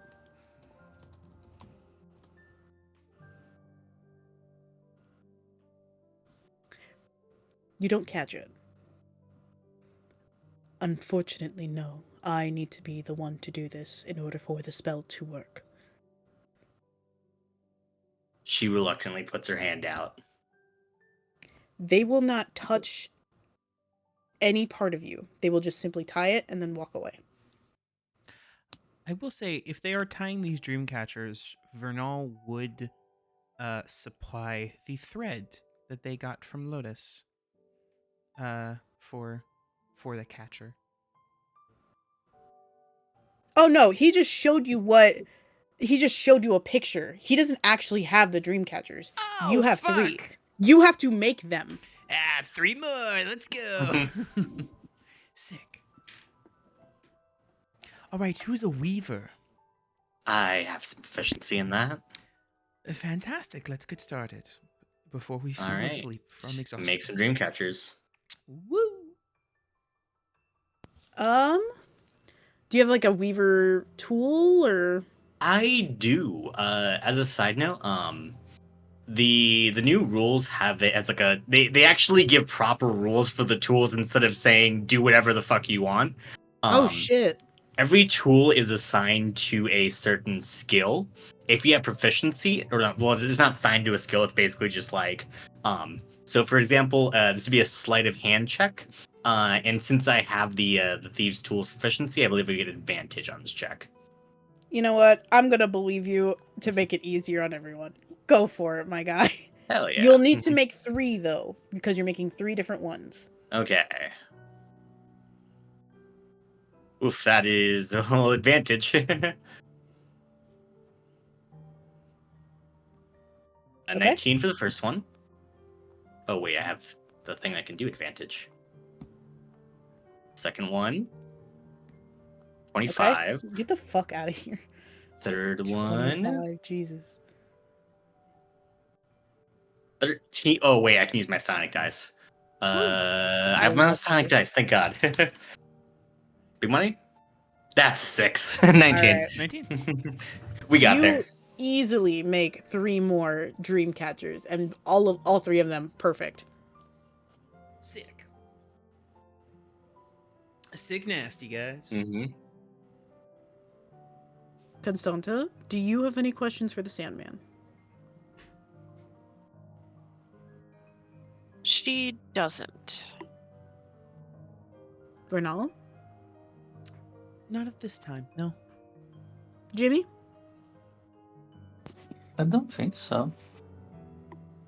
Zeka? She's ready to go. Bunley? Same as Zeka. Kali? Not yet, but later. Okay. Mhm. I'm gonna go ahead and say we can take our 15-minute break here before Aw. we delve into everything. Yeah. But I hope you guys are enjoying this so far. Ooh, I'm very Yeah. excited. Yeah. When we get back from break, we like to share fun facts about our characters so you get to know them better. Kate, you're up first. Yeah. So, Zeka's fun fact for this week: she will beat the shit out of strangers if they have snakebite piercings, as she finds them as a slight to smaller snake breeds who could never hope to leave that big of an injury on someone. Holy shit! Incredible. That's Good.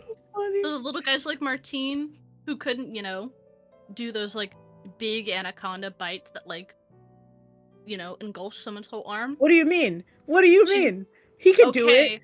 He could totally do it. Okay.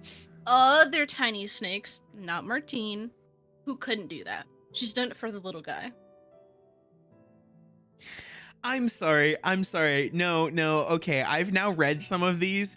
We have to go back and forth a little bit. We're gonna break the fucking order that we normally go in here because my shit is getting to its limit. So we're gonna jump to Nemo actually for the next fun Me? fact. Yeah, Why? Nemo, give your fun fact if you No, will. why, bitch?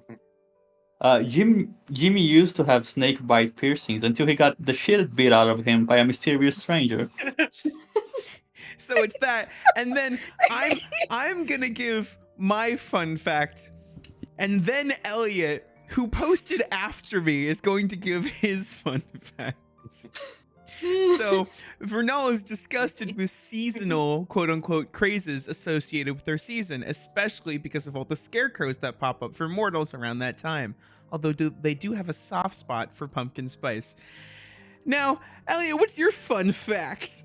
My unrelated, completely independent fun fact is Bunley is obsessed with seasonal crazes, and on top of keeping a calendar tracking the season outside the Feywilds, he maintains a mini seasonal menu for every month of the year that rotates. I'm gonna fucking not post my fun facts right before these sessions just to spite you guys. Your fun facts make my fun facts better, Nolan. And I appreciate you. Alice, save me. I can't. All right, well, you want to give your fun fact? How about that? I give my unrelated fun fact. I feel so out of the crew now. Do the funniest thing right now, Shivam. I'm thinking, I'm panicking, trying to change my fun fact. Though Constanta may not be adept at caring for living flowers, she had a century-long obsession with origami flowers after she was gifted a book on the craft from the human realm. Virtually all of the plants inside her home palace are made of paper. That's so fucking depressing. Didn't you say there was like a handful of plants depressing. that were like I plastic love as it. well? Because she Yeah. kept killing them? The ones outside are plastic because she Oh, kept killing them. okay, gotcha. Inside they're paper. There's a difference. There's a difference. Yeah? Ollie's, Explain that. Inside. Shivam, you're last. Inside and oh outside. god. Kali's fun fact is she's extremely adept at caring for living I'm gonna flowers, fucking and fight all you. of the plants inside of her home are made of plants. No, I'll say the real fun fact. I'll say the real fun fact. Technically, origami is paper, is plant. Her flowers are made of plants. You know what? Just Fair dead enough. ones. Yeah. Say your Oh, they're real still fun dead, fact. honestly. So Holly once ran an origami flower session on a local Yeah. library. She keeps selling it to this random drow lady. No. God. Kali's favorite holiday for many years was Halloween, despite the fact that she couldn't eat any of the candy. She loved going trick-or-treating. When she was very small, she would be dressed up in a bat onesie, but as soon as she was able to decide her costume for herself, she wanted to be the world's first princess doctor as she was going door to door. That's a real Barbie moment. That is a real Barbie moment. You could be a princess doctor. Hell yeah. Mm-hmm. Hell yeah. All right. Yeah. There we go. Hell yeah. Okay, what would you guys like to do in preparation before you head into the dream realm? Put on the Yes. sleep mask. I make everyone a Ew, glass of Albert. warm milk. Even Kali? I make Kali a glass of warm red Kool-Aid. Good. Twas the punishment. Thank you for honoring it. You're welcome. She looks at you, her eye twitches for a second. She decides it's not worth it to. Mommy's Thank fine, you. like, I did it good. Thank you, Bunley. Yeah, I wanted to be accommodating to everybody. It's basically just like blood, isn't it? Good. Yep. Good. God. Well, time to put on my entire armor set and go to sleep. Won't be uncomfortable at all. Bunley puts on a helmet and just like. As all of you are mostly settling in for the night, Constanta, Yes. you want to do your thing? Yes, I would like to do my thing. Go do your thing. So after everyone retires to their rooms, Constanta peeks out of her room, making sure everyone's not going to see her, and she makes her way over to Bunley's room and gently knocks on the door. Oh. Fucking none of you? None of you? Make him away? God damn it. Making This is my way. easy moon points, and none of you are fucking locked I in am for a this. fool. Bunley opens the door. Oh, hi, Constanta. Hello, Bunley, dear. I know this is a bit out of the ordinary for me. May I come in? Of course, everyone's welcome. I mean, no one's Thank come you. by, but you're all welcome. Thank you. Can I ask a request for a baked good, please? Bunley's eyes light up. Yeah, of course. Well, it's rather simple, but do you know how to make pumpkin cookies? Do I know how to make pumpkin cookies? They're on my October seasonal menu every year at the bakery.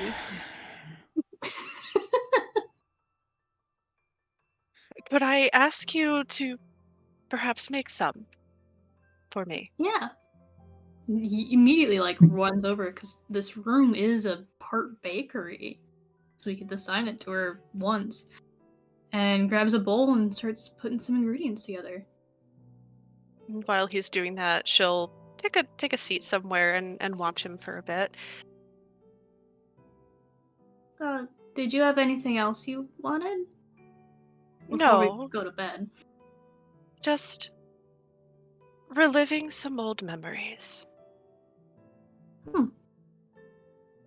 He nods and just flour, pumpkin spice, and pumpkin puree that goes into these cookies. He doesn't even have to measure, he just knows how much needs to go into the bowl. And she watches him, and he can catch her even smiling slightly, which she doesn't do. A new expression. Do you know, Bunley, you remind me of my brother. Oh. Well, is your brother cool? He was very Damn. cool. You know, he liked cooking as well. He didn't bake. We didn't have the supplies for such, but he would make a mud pie taste delicious. He was very That's talented. impressive. Mud pies are really hard to pull off. Well, maybe we should hang out sometime, because, I can bake, and you can't make a meal if you can't cook, too. Ah, that's true. He got all of that talent.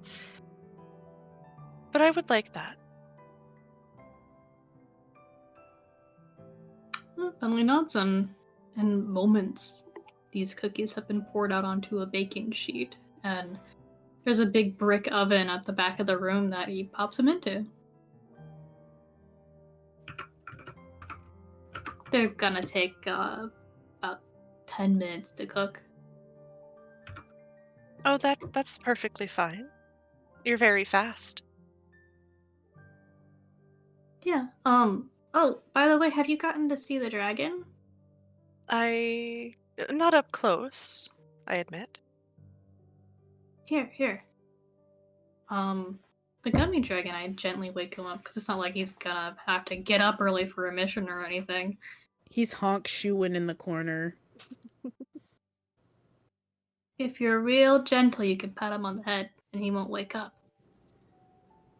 Constanta He's will kinda lean gooey. over and very gently touch the top of the little baby's head. It bites you. No, I'm kidding. No! It's I mean, she asleep. would deserve it. It's what the fuck? It's asleep. Damn. Holy shit. Oh my god. Guys, I petition for more self-love for Constana. Roll me an animal handling check with advantage because Bunley is there helping you. Oh God. Constanta dies. This On the immediately spot. dies. You I said give you guidance. advantage, right? I'll give you Yeah, guidance. you give Roll advantage. d4. And guidance, I guess. Oh my god. Roll a d4.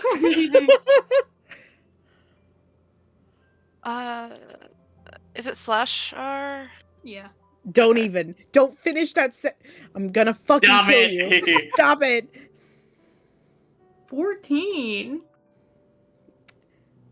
It doesn't wake up.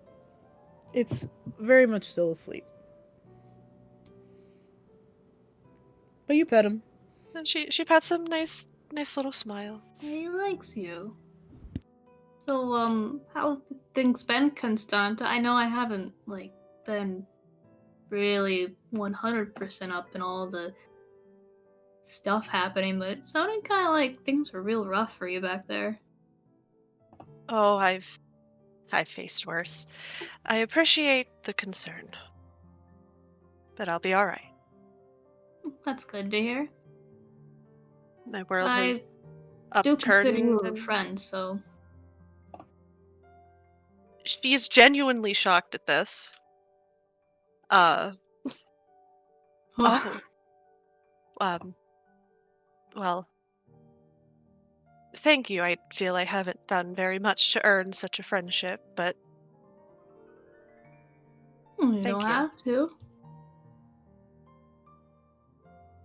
I come from a place where everything must be earned. Well, I mean, I understand it's important to earn some things, but everyone deserves a friend. And I am glad to be yours. Besides, you've never really been mean to me, and even you just came by to say hi. I think that's a real good friend activity. All right. Oh, cookies. Yes, Turns they smell around. delicious. Finally goes, this is always the worst part. No. He puts Fuck on the off. oven mitts, This guy. No. and he opens the oven, and the smell of fresh, sweet pumpkin baked good fills the room. Finley takes them out. Dusts them with a little bit of powdered sugar.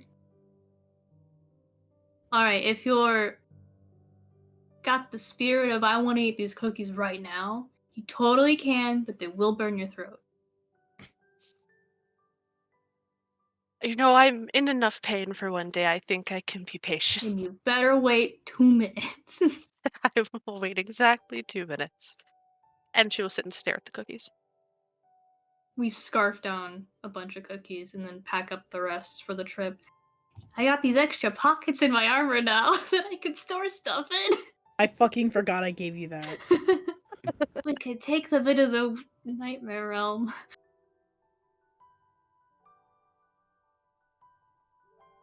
Well, I appreciate this very much, Bunley, and I'll let you get some rest. And I do want you to know that when I say that you remind me of Keldrin, there is no higher compliment I can give a person. Well, thanks, Constanta. Guess I don't really know what that means, but I believe you. I loved him more than life itself. And I love how I see him in you. Someone just thinks about that for a second and just smiled and said, well, thanks. And, you better get some sleep too. Looks like scary stuff up ahead. And just know I am on your side, and I will do whatever it takes to keep you safe, Bunley. As I send Constanta off to sleep, I tuck a little package of 3 spare cookies into her hands. And with a smile, she ducks back into her room.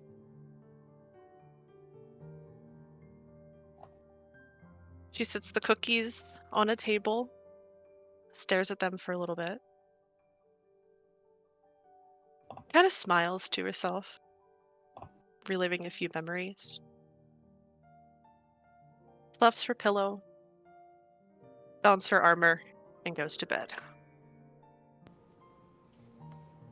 Do all of you fluff your pillows? Yes. Yeah, Pillows. I fluff the dragon's pillow. No. that's enough. Wow. Explain. Heresy. Wow. Slander. Fuck a fluff pillow. All my homies have a rock pillow. Oh, which homies? Because it ain't these homies. Damn. Is there anything else you guys would like to discuss with each other before you head into the dream realm? Or the Sandman. They are still in the lobby. Yeah. Mm-hmm. Going once. Alright. Hey, man. Oh my god. Who are you talking to? Are you talking to the Sandman?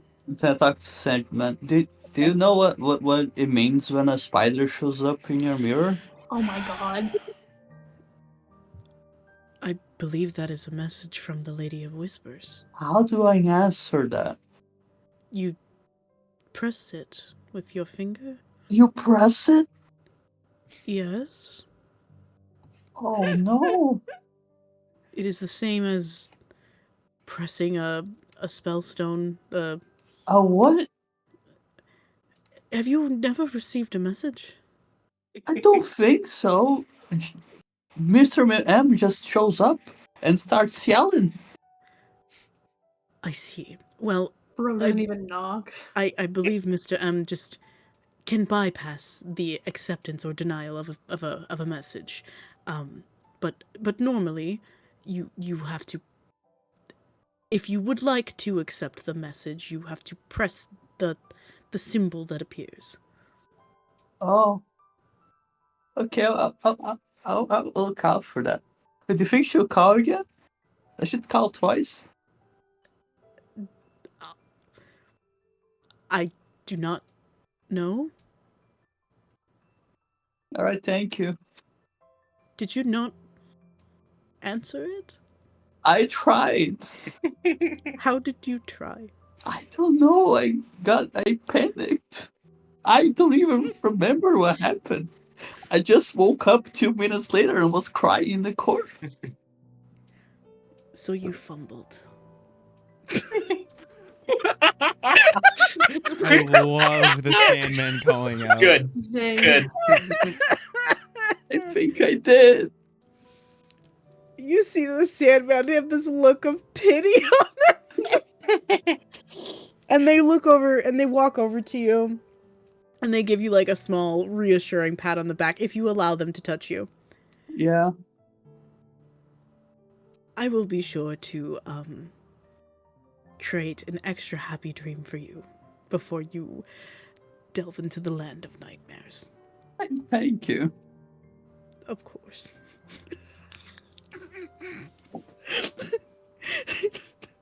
Sheep of my Take 50 moon points. Thank you. Ooh. Holy shit. Anyway, so do you all go to sleep? Weep. Yeah. Yeah. We Okay. out here even. As you guys are slowly beginning to eep, you feel yourself drifting off. Each of you are holding on to one of the dream catchers. Each of you are donned in your armor that you normally use in your weapons, I'm assuming. And you hear the Sandman, and their voice echoes throughout the entire dorm. It is this soft lullaby that I'm pretty sure Kali is the only one who can recognize it. As they sing, it is very soothing. It easily has you falling asleep. You feel little trickles of sand run over your hands and your face, and then finally your eyes, as you fall into the land of dreams. Oh, hell yeah. Ooh. Also, I'd like to know, I'm so fucking mad that this goddamn map is out and not when I was doing the Candyland Oh one my shot. god. I We will gotta stay get back salty. use out of it. I Post haste. Send Mhm. us back to the mines, Izzy. Candyland's Part 2. I'm just mad about it. Anyway, The alligators in the moat. look at the big ass gummy bear in the corner. I love them. Mhm. He's Ingy. I just love this map. It's very good. Anyway, so as you wake up, it is a land full of golden sand. It is bright, it is warm, it is comforting. Um it is something that you never thought your conscious mind would be able to comprehend. And let me just go down the list. Let me see. Zeka, when you wake up, you are in this. You're just in this little, like, cafe, and all of your friends are there. Everybody of the Lunar Loaves, even from Team Apocalypse that you enjoy. Obviously, Cassian is not there. Martine is there. The Tanuki from the costume shop is there. Your friends, everyone that you care about, is there. Just smiling, happy, having a good time. There's nothing to worry about. How do you respond? How do you feel? What do you do? She's probably given, like, a once over to the whole situation, like, orienting herself. But she's just thrilled. It's wonderful that we're all just here and having a little party. We're probably an absolute menace to this poor cafe staff because there's too many of us here and the place isn't big enough. But if we leave a good enough tip, it'll be a-okay. And they'll just make sure all of our cups are topped up and we've got plenty of snacks so we can have such a good time. You see Martine wasted on one of the bar stools. Oh, hey, buddy. Do you need me to put you up on the table so it's a little easier for you to reach? No, I'm okay. Everything's good. Drunk. You fell asleep with Fuck. You fell asleep with Martine. Yeah. He's gonna be in this fucking initiative. As he should He be. has a dream. What's Martine's dream? Do you want to do his first and get it out of the way? What the fuck is Alright, buckle the fuck in. I'm scared. You touch Martine, and you, like, see into his third eye. He is in this giant mech suit, looking over the world. Snakes have overrun the entirety of both the Fae realm and the human realm. There is nothing stopping him. He's super buff. Oh my That's God, it. Martine has arms. He has He has arms thumbs. and legs. He He's is gotten married. so tall. Martine's married in this dream? Martine is married, period. Oh. Yeah. He has a wife. What was this? Martine didn't fumble. Martine doesn't fumble. True Martine- facts. Yeah, unlike some.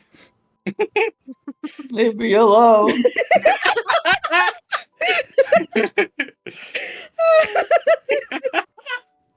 God, I think she's just so, like, taken off guard at, like, how power hungry this little man is, but she ain't stopping it. It doesn't look too bad for all the snakes.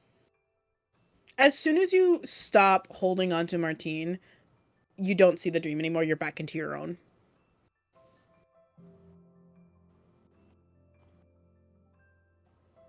Like, blinks one eye and then the other. Whoa. Wait, maybe I should try that again. That felt kind of nice. Okay. She just like what the fuck is it? Like the I'm touching you, I'm not touching you, I'm touching you, not touching you kind of thing, just to get Good. the feeling of like going in and out of like the double dream and then just a single dream. Roll me a Constitution saving throw. Oh shit. Unsave. Okay. You're safe for now. Do you want to keep doing it? I think she's had enough fun. I was gonna say you're starting to get lightheaded as you keep doing it. Yeah, I think she's starting to stop then. Okay. Then I'm gonna move on Mhm. to Vernal. Ah, shit. Mm-hmm. So, Vernal. Yeah. When you wake up in this dream, you are in this beautiful spring glade. There is flowers in full bloom. There is like pixies, like little rainbow pixies running around having a good time. There are all different kinds of fae and creatures from each court just living. Just living off of the land, nothing to hold them back, no court rules, no political intrigue, just living. And when you look down at yourself, you realize you're not in your autumn form anymore. I think there's a moment where Vernal sort of tries to have a semblance of what's going on, but then hearing the laughs and the sounds of the pixies around them, very quickly, there is a shift away from any sort of the put togetherness of autumn, as you instead see a shift, and the once more larger build that is associated with autumn shrinks down into more of like a 5'4", 5'5". You say that like that's so small. Get the fuck I mean, out of it's here. smaller than autumn. As you see, So instead of tiny. the large volume of hair, now you see two twin sort of braids down the side of what you can see is a now very spring colored outfit, pinks and creams and different things all mixed together, as you can see flowers tied into her braids and around different parts of her clothing, as she will giggle and laugh and run out into the all of the sprites. Trying to like So- see if they're playing a game and if she can be involved in the game. Oh, absolutely. They're literally playing tag. And as soon as you want to join, they will allow you to join. And you see them like, I don't know how. Have you seen any Barbie movies, Nolan? No, Okay. You haven't seen any Barbie movies? not a one. That's gonna change. Well, That's no, gotta That's I've seen insane. the Barbie movie, like with Margot Robbie, but none of That the doesn't animated. count. No. None of the No. animated Barbie No. movies. Yeah, I'm Yeah, talking yeah, about yeah. like. That's insane. You're getting So culture this weekend. we need Okay. to. So imagine, if you will, these fairies start to like swirl around you in like a colorful, like tornado-esque kind of thing, and then all of a sudden these bright, beautiful fairy wings start to sprout out of your back, almost made out of light, made out of the sun. That is like, and there's like little swirls of marigolds and peonies and all different kinds of flowers etched into these wings like they were handcrafted for you. And you start to fly with them. Ooh. I think immediately she's like, oh, you gave me such a good leg up. As in the middle of doing all of this tag now, there will be moments where like she's about to get tagged and is able to like juke and do like a face step to get next to like dash away, and was like already planning how to like go about this without wings, and now with wings she's like, I can't lose. And is just smiling and laughing, and is actively like, if there are some people who are like, you know, on the outskirts who are like, you know, having a good time but like aren't like playing tag, she'll like pick up some flowers like as she's sort of flying by, and like flowers sort of bomb them like like big explosions of petals as she goes, oh no. And she'll fly back away. That's super cute. I like that a lot. Okay. Constanta. I hate what I'm about to say. Oh god.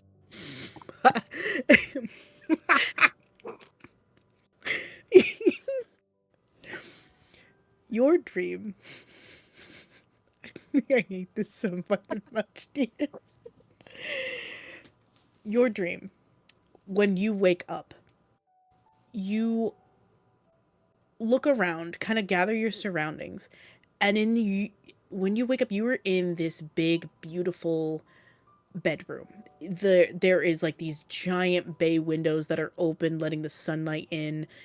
Fresh flowers are by your bedside, and you hear laughter from outside. And if you go to the window and you look outside, you see your brother Keldrin laughing and playing with Castian. And Castian is smiling. He looks like he is full of life. He is currently like spraying your little brother with the water hose. Like they were trying to garden, but then they got too into it and got really like it got fun. And as soon as they notice you, they both just smile and wave like they're happy to see that you're awake and that you're okay and that you're there. How do you respond? She's just looking in horror. Is there a way to open the windows? The windows are open, yes. Are they just open? Yeah. She's going to scream at the top of her lungs, Keldrin, get away from him! What are you doing? You see Keldrin like stiffen up and then move toward you like confused, like what's wrong? We were just playing. I mean, I can go inside and get some clean clothes.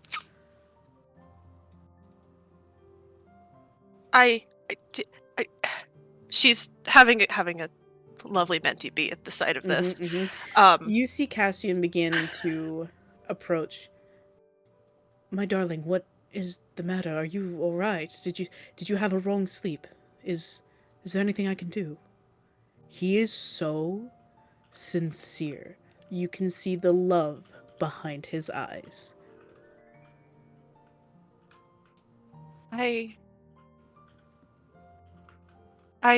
must have had a nightmare. I'm terribly sorry, my love. If there's anything we can do, just let us know. Would you like something to eat? Or some tea? Tea, please. Castian quickly turns off the water hose and starts jogging inside. And as you're kind of like taking in more of your surrounding, you realize like you're not in like a grandiose cold palace anymore. You're more so in like this big old cottage. Like it's very homey and cozy and something like anybody would kill to be in. And in like moments, he is there at your side with a warm cup of tea.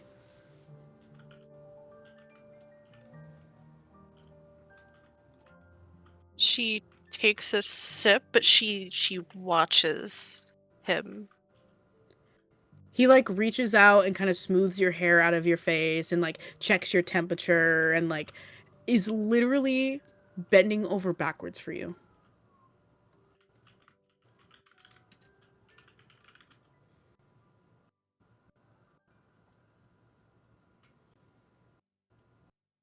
He drops the tea to the ground, and she dying. grabs him in a hug, Oh, and she sobs. oh. My darling, what is wrong? What did you dream about? And he hugs you back very tightly to him.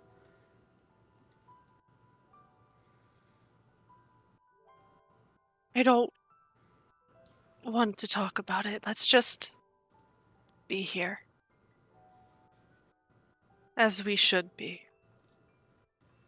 She'll reach out for Keldrin. Keldrin Motion him runs closer. over. He's still, like, sopping wet, but it doesn't matter. He, She like, does not care. pulls you both into a hug. And Cassian just holds on to you, rubbing your back, just whispering, like, comforting words and, like, fixing your hair.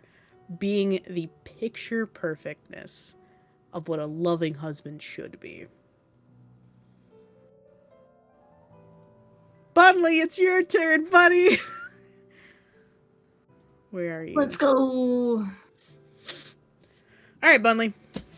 You wake up, and you are in your very own bakery, and there is the most enormous fucking party in all of the Fae realm just being held there.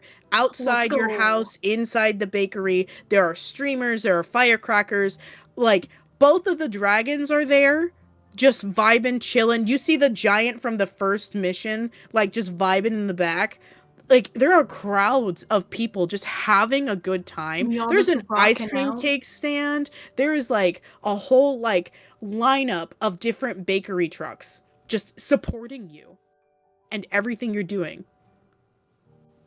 Hell yeah, and Bunley's just in it. Like, everything's been made in advance, so doesn't have to worry about the kitchen. And this is what baking is all about. It's the payoff and getting to see people enjoy what's happening. Is there anything you would like to do while you were in the stream? Like, do you search out for anybody in particular? Do I have the context of all of my memories? Yeah. Yeah, I guess, Bunley would go search for people who were, like, most close to him. Like, he would go find his parents and weirdly, like, ask them how they're doing. Because it's been a little bit, because he's been off on the whole game show turned semi-apocalypse thing. Hasn't talked to them. So your father is like this beer-bellied man with overalls and like this cap that is way over his eyes so you can't even see it, and he has like this bushy mustache and like a grain of wheat sticking out of his mouth. But he's a very jolly, happy man. And then your mom, she is wearing this beautiful like plaid soft green dress with an apron over the top of it. She has two big poofs of red hair that are like tied up into buns on the top of her head. Very big smile, bright, happy look. And when you ask them, they're more than happy. They're handing you a bunch of different baked goods from like all over the place. They're like, "We'll eat some. You're looking thin there, buddy." Whoa. It's like they just went on vacation and they brought like stuff from the mortal Exactly. realm. Yeah. Whoa, they're so cool. They call this an ice cream sundae. Whoa. Never seen anything like this.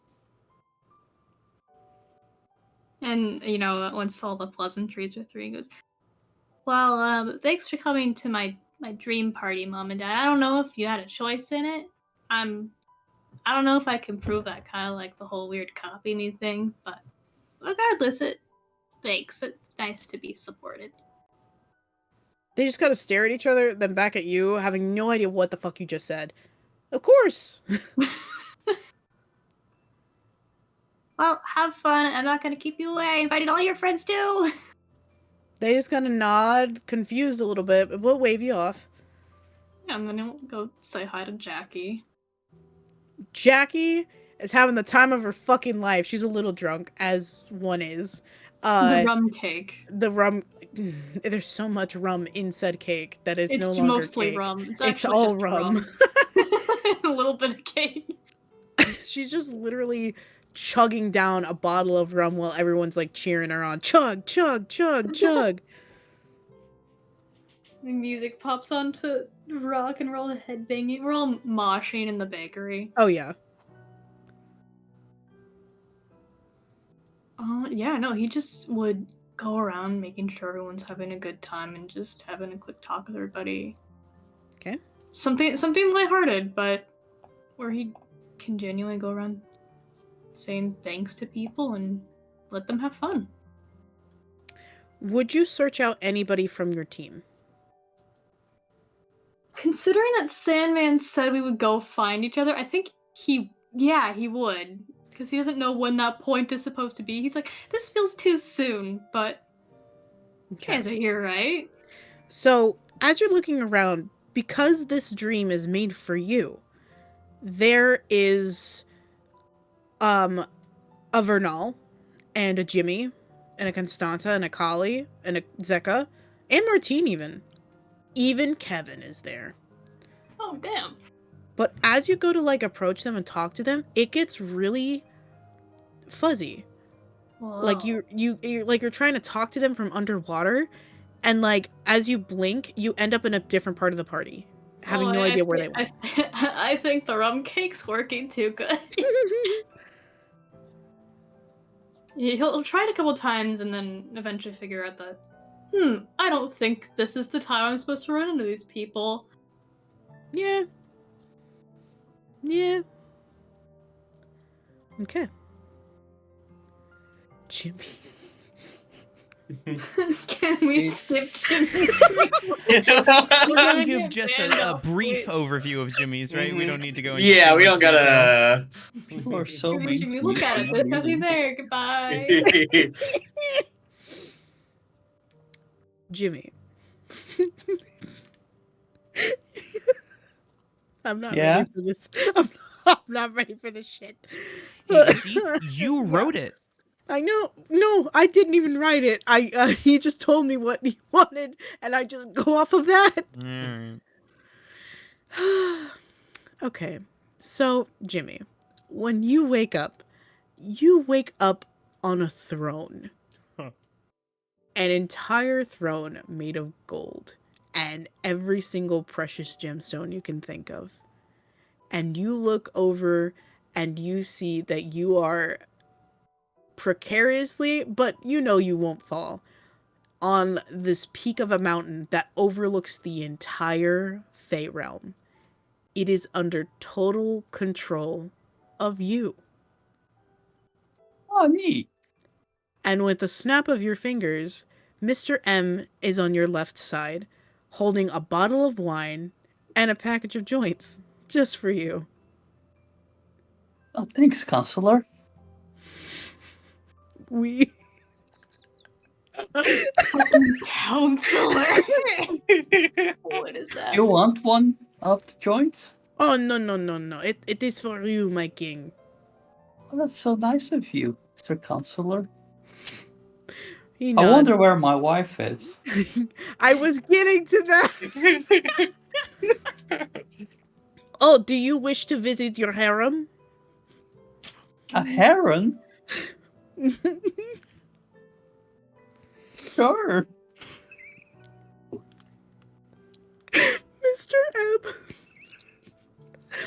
He opens up this portal and you walk through, and it's like this, like you hear the heavens calling above you, like this beautiful choir and trumpets, and you're in this marble room of statues of you and columns, and in the center is this giant bed with 10 different versions of the Lady of Whispers waiting for you. Wow. I sure love my wife.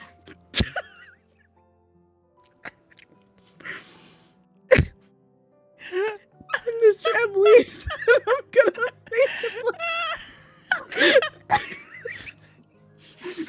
I love my multiple eldritch wives is such a quote. I want you to know how much that pained me.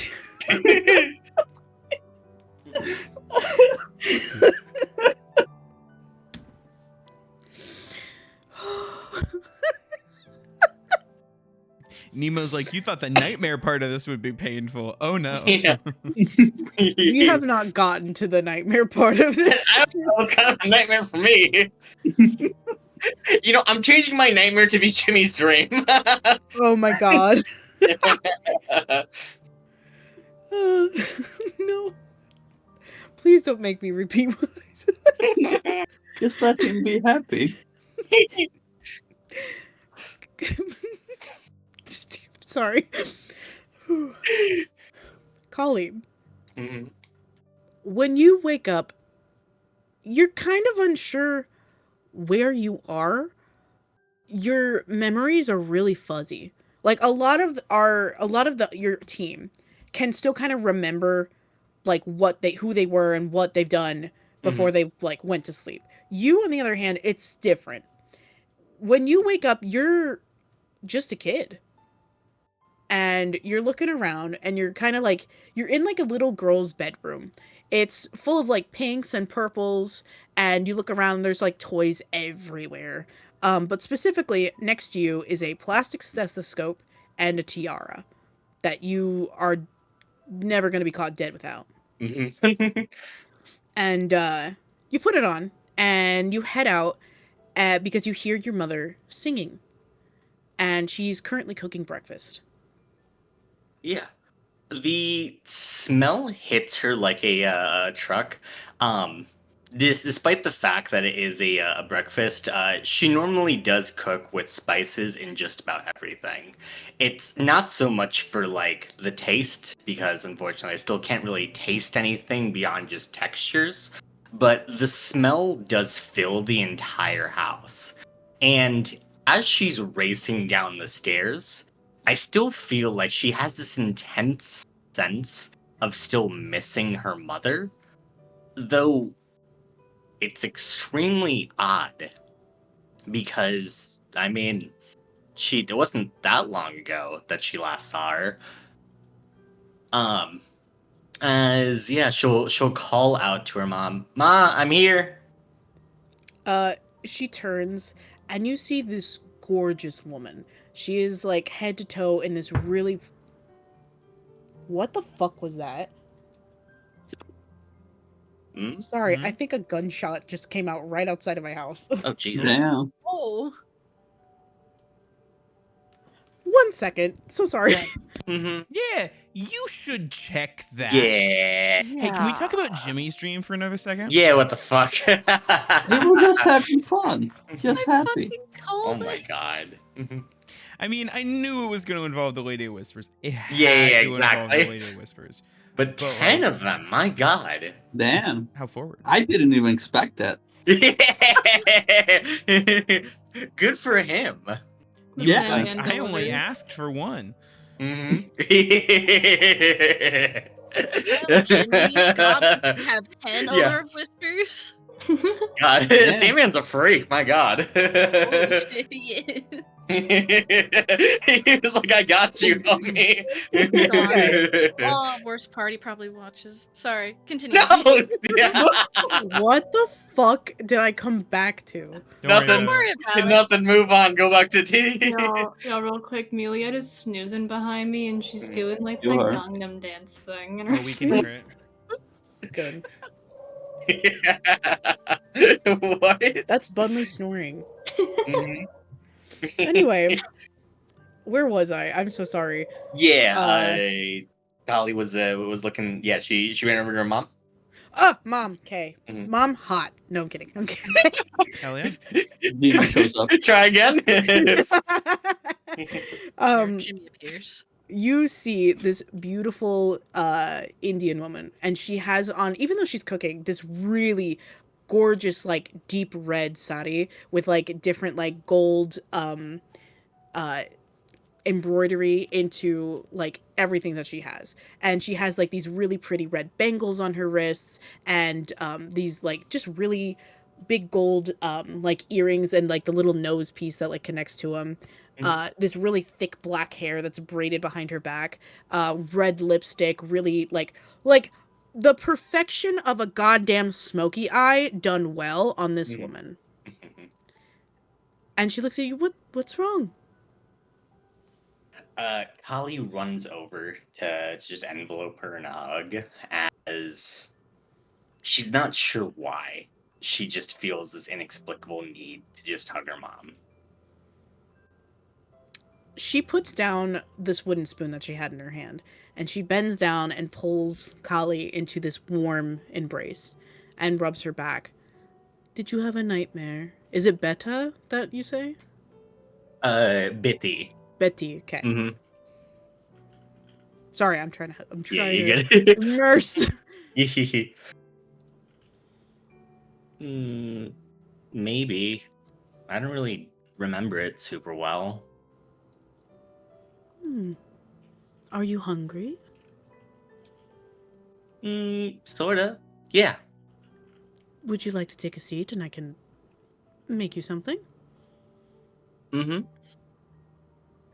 As she takes a seat, she sees her book bag. As she's reminded of something. Hey, Ma? Yes. You know, me and a couple of my friends were talking the other day, and they mentioned something about asking where my dad was.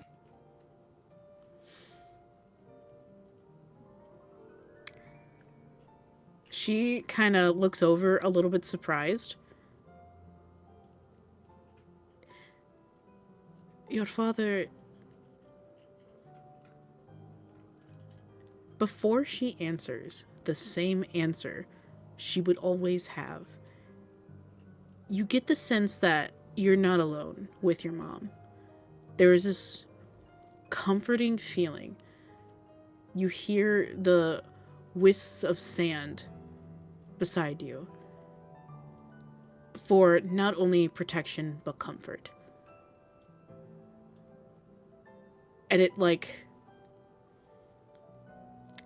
it's something that has always been there throughout your life, but you have always ignored it.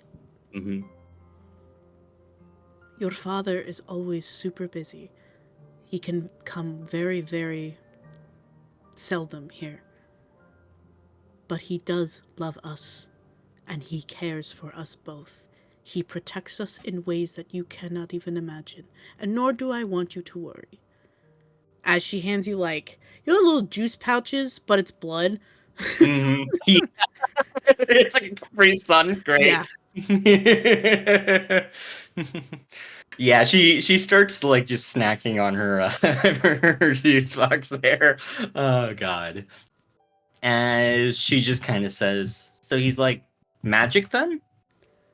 Yes. Yes, he is. She beams, showing just their full set of fangs as she smiles. You get a cheek pinch. Do you want to see what I made at school the other day? What did you make? As she reaches into her book bag, she rifles through a handful of papers, all of which I imagine are just they're blurry. They're non-existent in that way that dreams don't let you focus on the details. Except for one.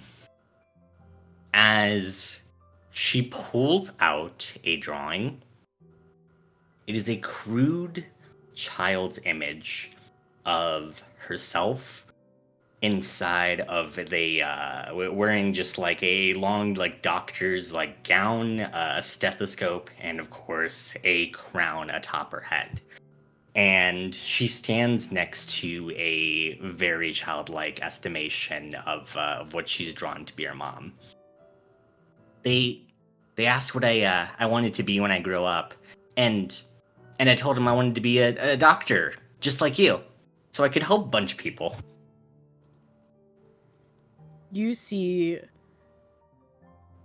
a big smile grow onto your mom's face. You could see the tips of her fangs through this. That is a wonderful, wonderful dream to have, Kali. And I'll still be a princess too, and we can live in a big castle. Of course you could still be a princess. I will never not be a queen to you as my princess. She laughs, and as she does so, there's something about her that's, I think, starting to cause this headache within her. Okay. So as you're laughing, the bits of the dream start to trickle away, almost as if your time is up. And you start to see in the corner of the kitchen, your mom is very oblivious to this, like she's frozen. You see this dark chasm start to open. And in your pocket, you look down and you see you have fully grown back into Kali, your adult form of Kali. In your pocket, the Dreamcatcher starts to glow, and you see this beam of light head straight toward the chasm.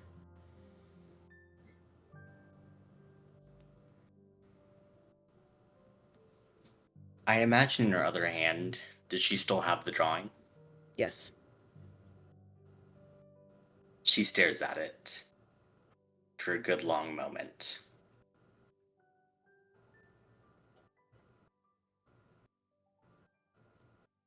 Sandman, if you're listening, we need to talk.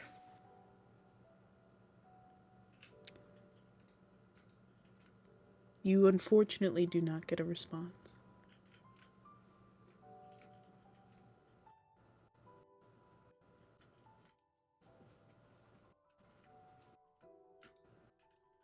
She'll try and hold on to the picture for as long as she can then. As she takes one last look at her mother, trying to once again memorize every detail about her. As you're looking at your mother, the rest of the dream is still trickling away at a little bit of a faster rate as you're realizing this is a dream. But it's almost as if there is some force trying desperately to keep your mother in place and as still as possible for you to be able to do this. For you to be able to see her as long as someone can hold this.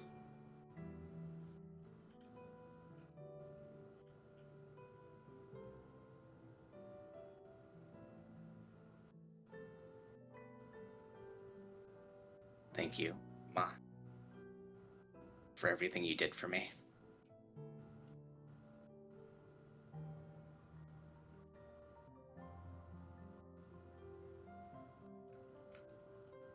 Do you walk into the chasm? She does. Okay. Zeka, as you are Yes. partying away, having a grand old time, something similar starts to happen. The music starts to slow down, like it's being warbled, and the people dancing around you having a good time laughing are like slowly starting to go in slow-mo and then stop moving altogether. And you see like the corners of like the tavern or the little building that you're in start to like dissipate. And when you try to like look over to see what the fuck is happening, you see at the end of like where the restrooms are, where like that little opening is just a black hole. And your Dreamcatcher starts to glow and go toward that. Well, I'm gonna guess that's where all the scary shit is. So I guess I'll just have to beat everyone there. And she will just make sure she's got a good hold on it and start striding over. Are you taking Martine? Yes, she's taking God Martine. damn it. What if you didn't take Martine? And leave him to die here? Is He he? could die What's here. It's Martine? fine. What's Martine's He could sneak deepest you with you. nightmare? Wouldn't you like to know, Weather Boy?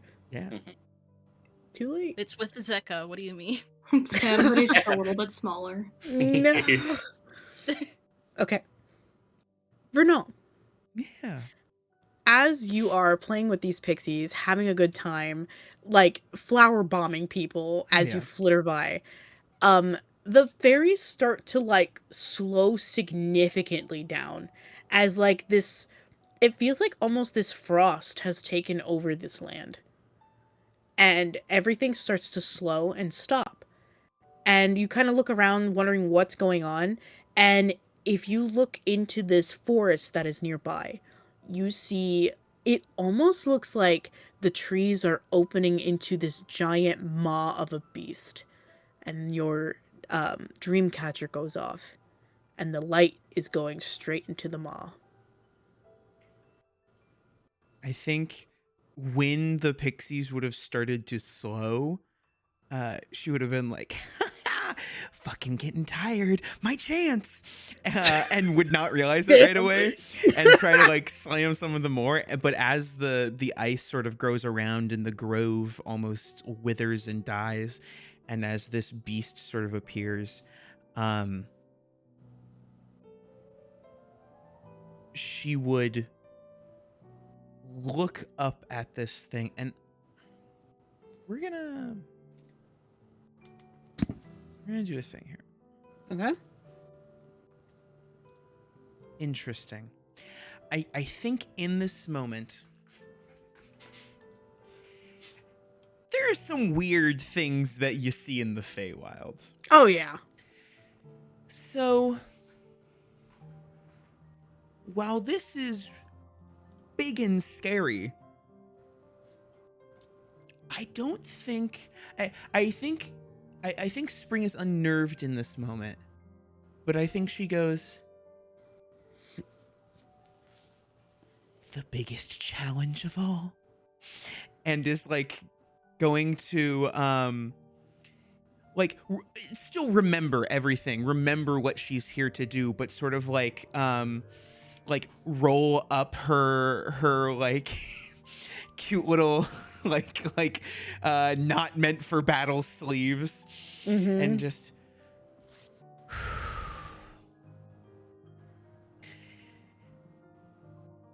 okay, and is going to attempt to I think confidently walk into this big sort of scary thing. Okay. Constanta, as you are like still kind of coming to terms with this dream and what's happening around you, you are outside in this beautiful garden having tea and just some little like finger foods and snacks, while Keldrin and Cassian are just, yes, cat. A cat shows up in this tea party as well. Yeah, this fucking Cheshire cat Absolutely. just shows up. Hello, man. Fuck yeah. Can you relax? Thank you. She just looked over, screamed at me. Anyway, they're just playing tag in the garden, and you're just relaxing, trying to like wrap your head around everything. But they come to a standstill, and it stops. And you look around trying to figure out what's going on, and the dream is coming apart, like disintegrating. But where the chasm is, it rips between Castian. It does not touch your brother. And the light from your dream catcher is going straight into him.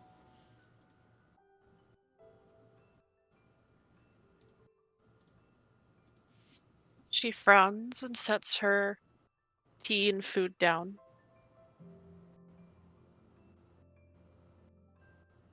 Slowly walks over.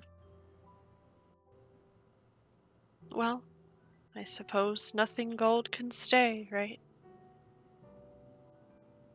She'll No, reach it's not. out to Heldred. Can she still physically touch him? Yes. She'll tousle his hair, give him a smooch on the forehead, and trudge into the abyss. Okay. Bunley. The absolute last time you finally approach your friends, does everything stop around you and start to disintegrate and fall. And you see this cavern open up in between all of your friends. And the little Dreamcatcher light is shining right into there. Bunley kind of takes a step back and he goes, "Oh, guess the party's over. He knew this was coming. So I guess this is the nightmare part. Understanding that he can't really stay here and has to go forward, he takes that step." Why don't we just stay on Bunley for a minute so we don't have to continue where I have to pick up off Yeah. for the next person? Well, actually, I really like it here. You could just And stay here. I feel like if Yeah. I step out of here, someone's gonna have to look real deep into whatever's happening in Jimmy's dream right now. Yeah. I feel like that's a little bit scarring. Thank you. Appreciate it, Bunley. Too bad. Smash cut. No, but please don't leave us. Let me back in! Blast me with the frame. I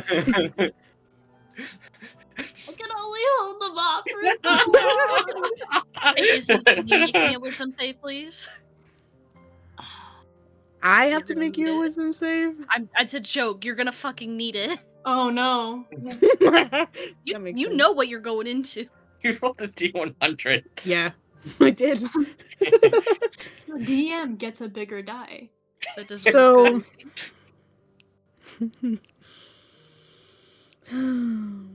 Jimmy, Hey.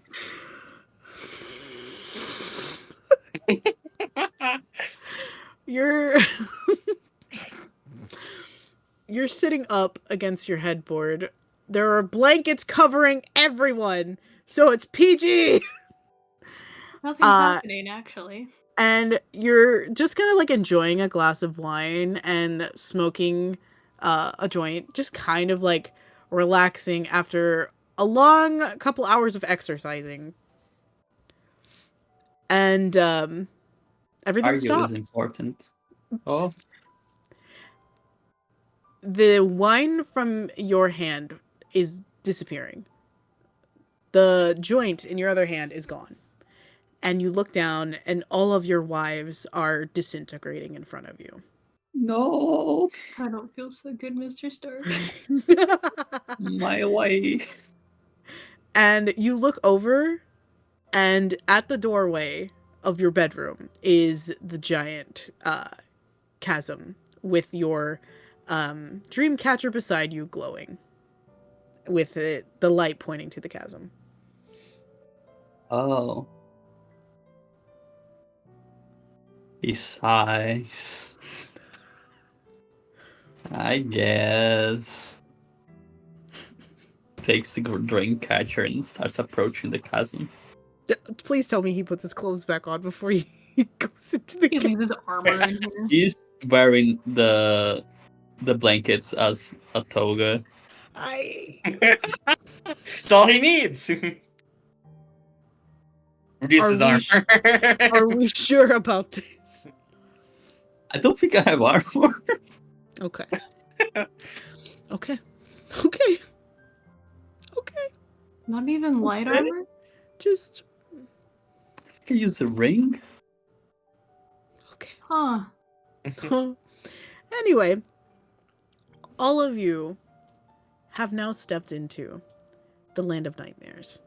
And I think that is where we're going to leave off tonight's session before we go into that.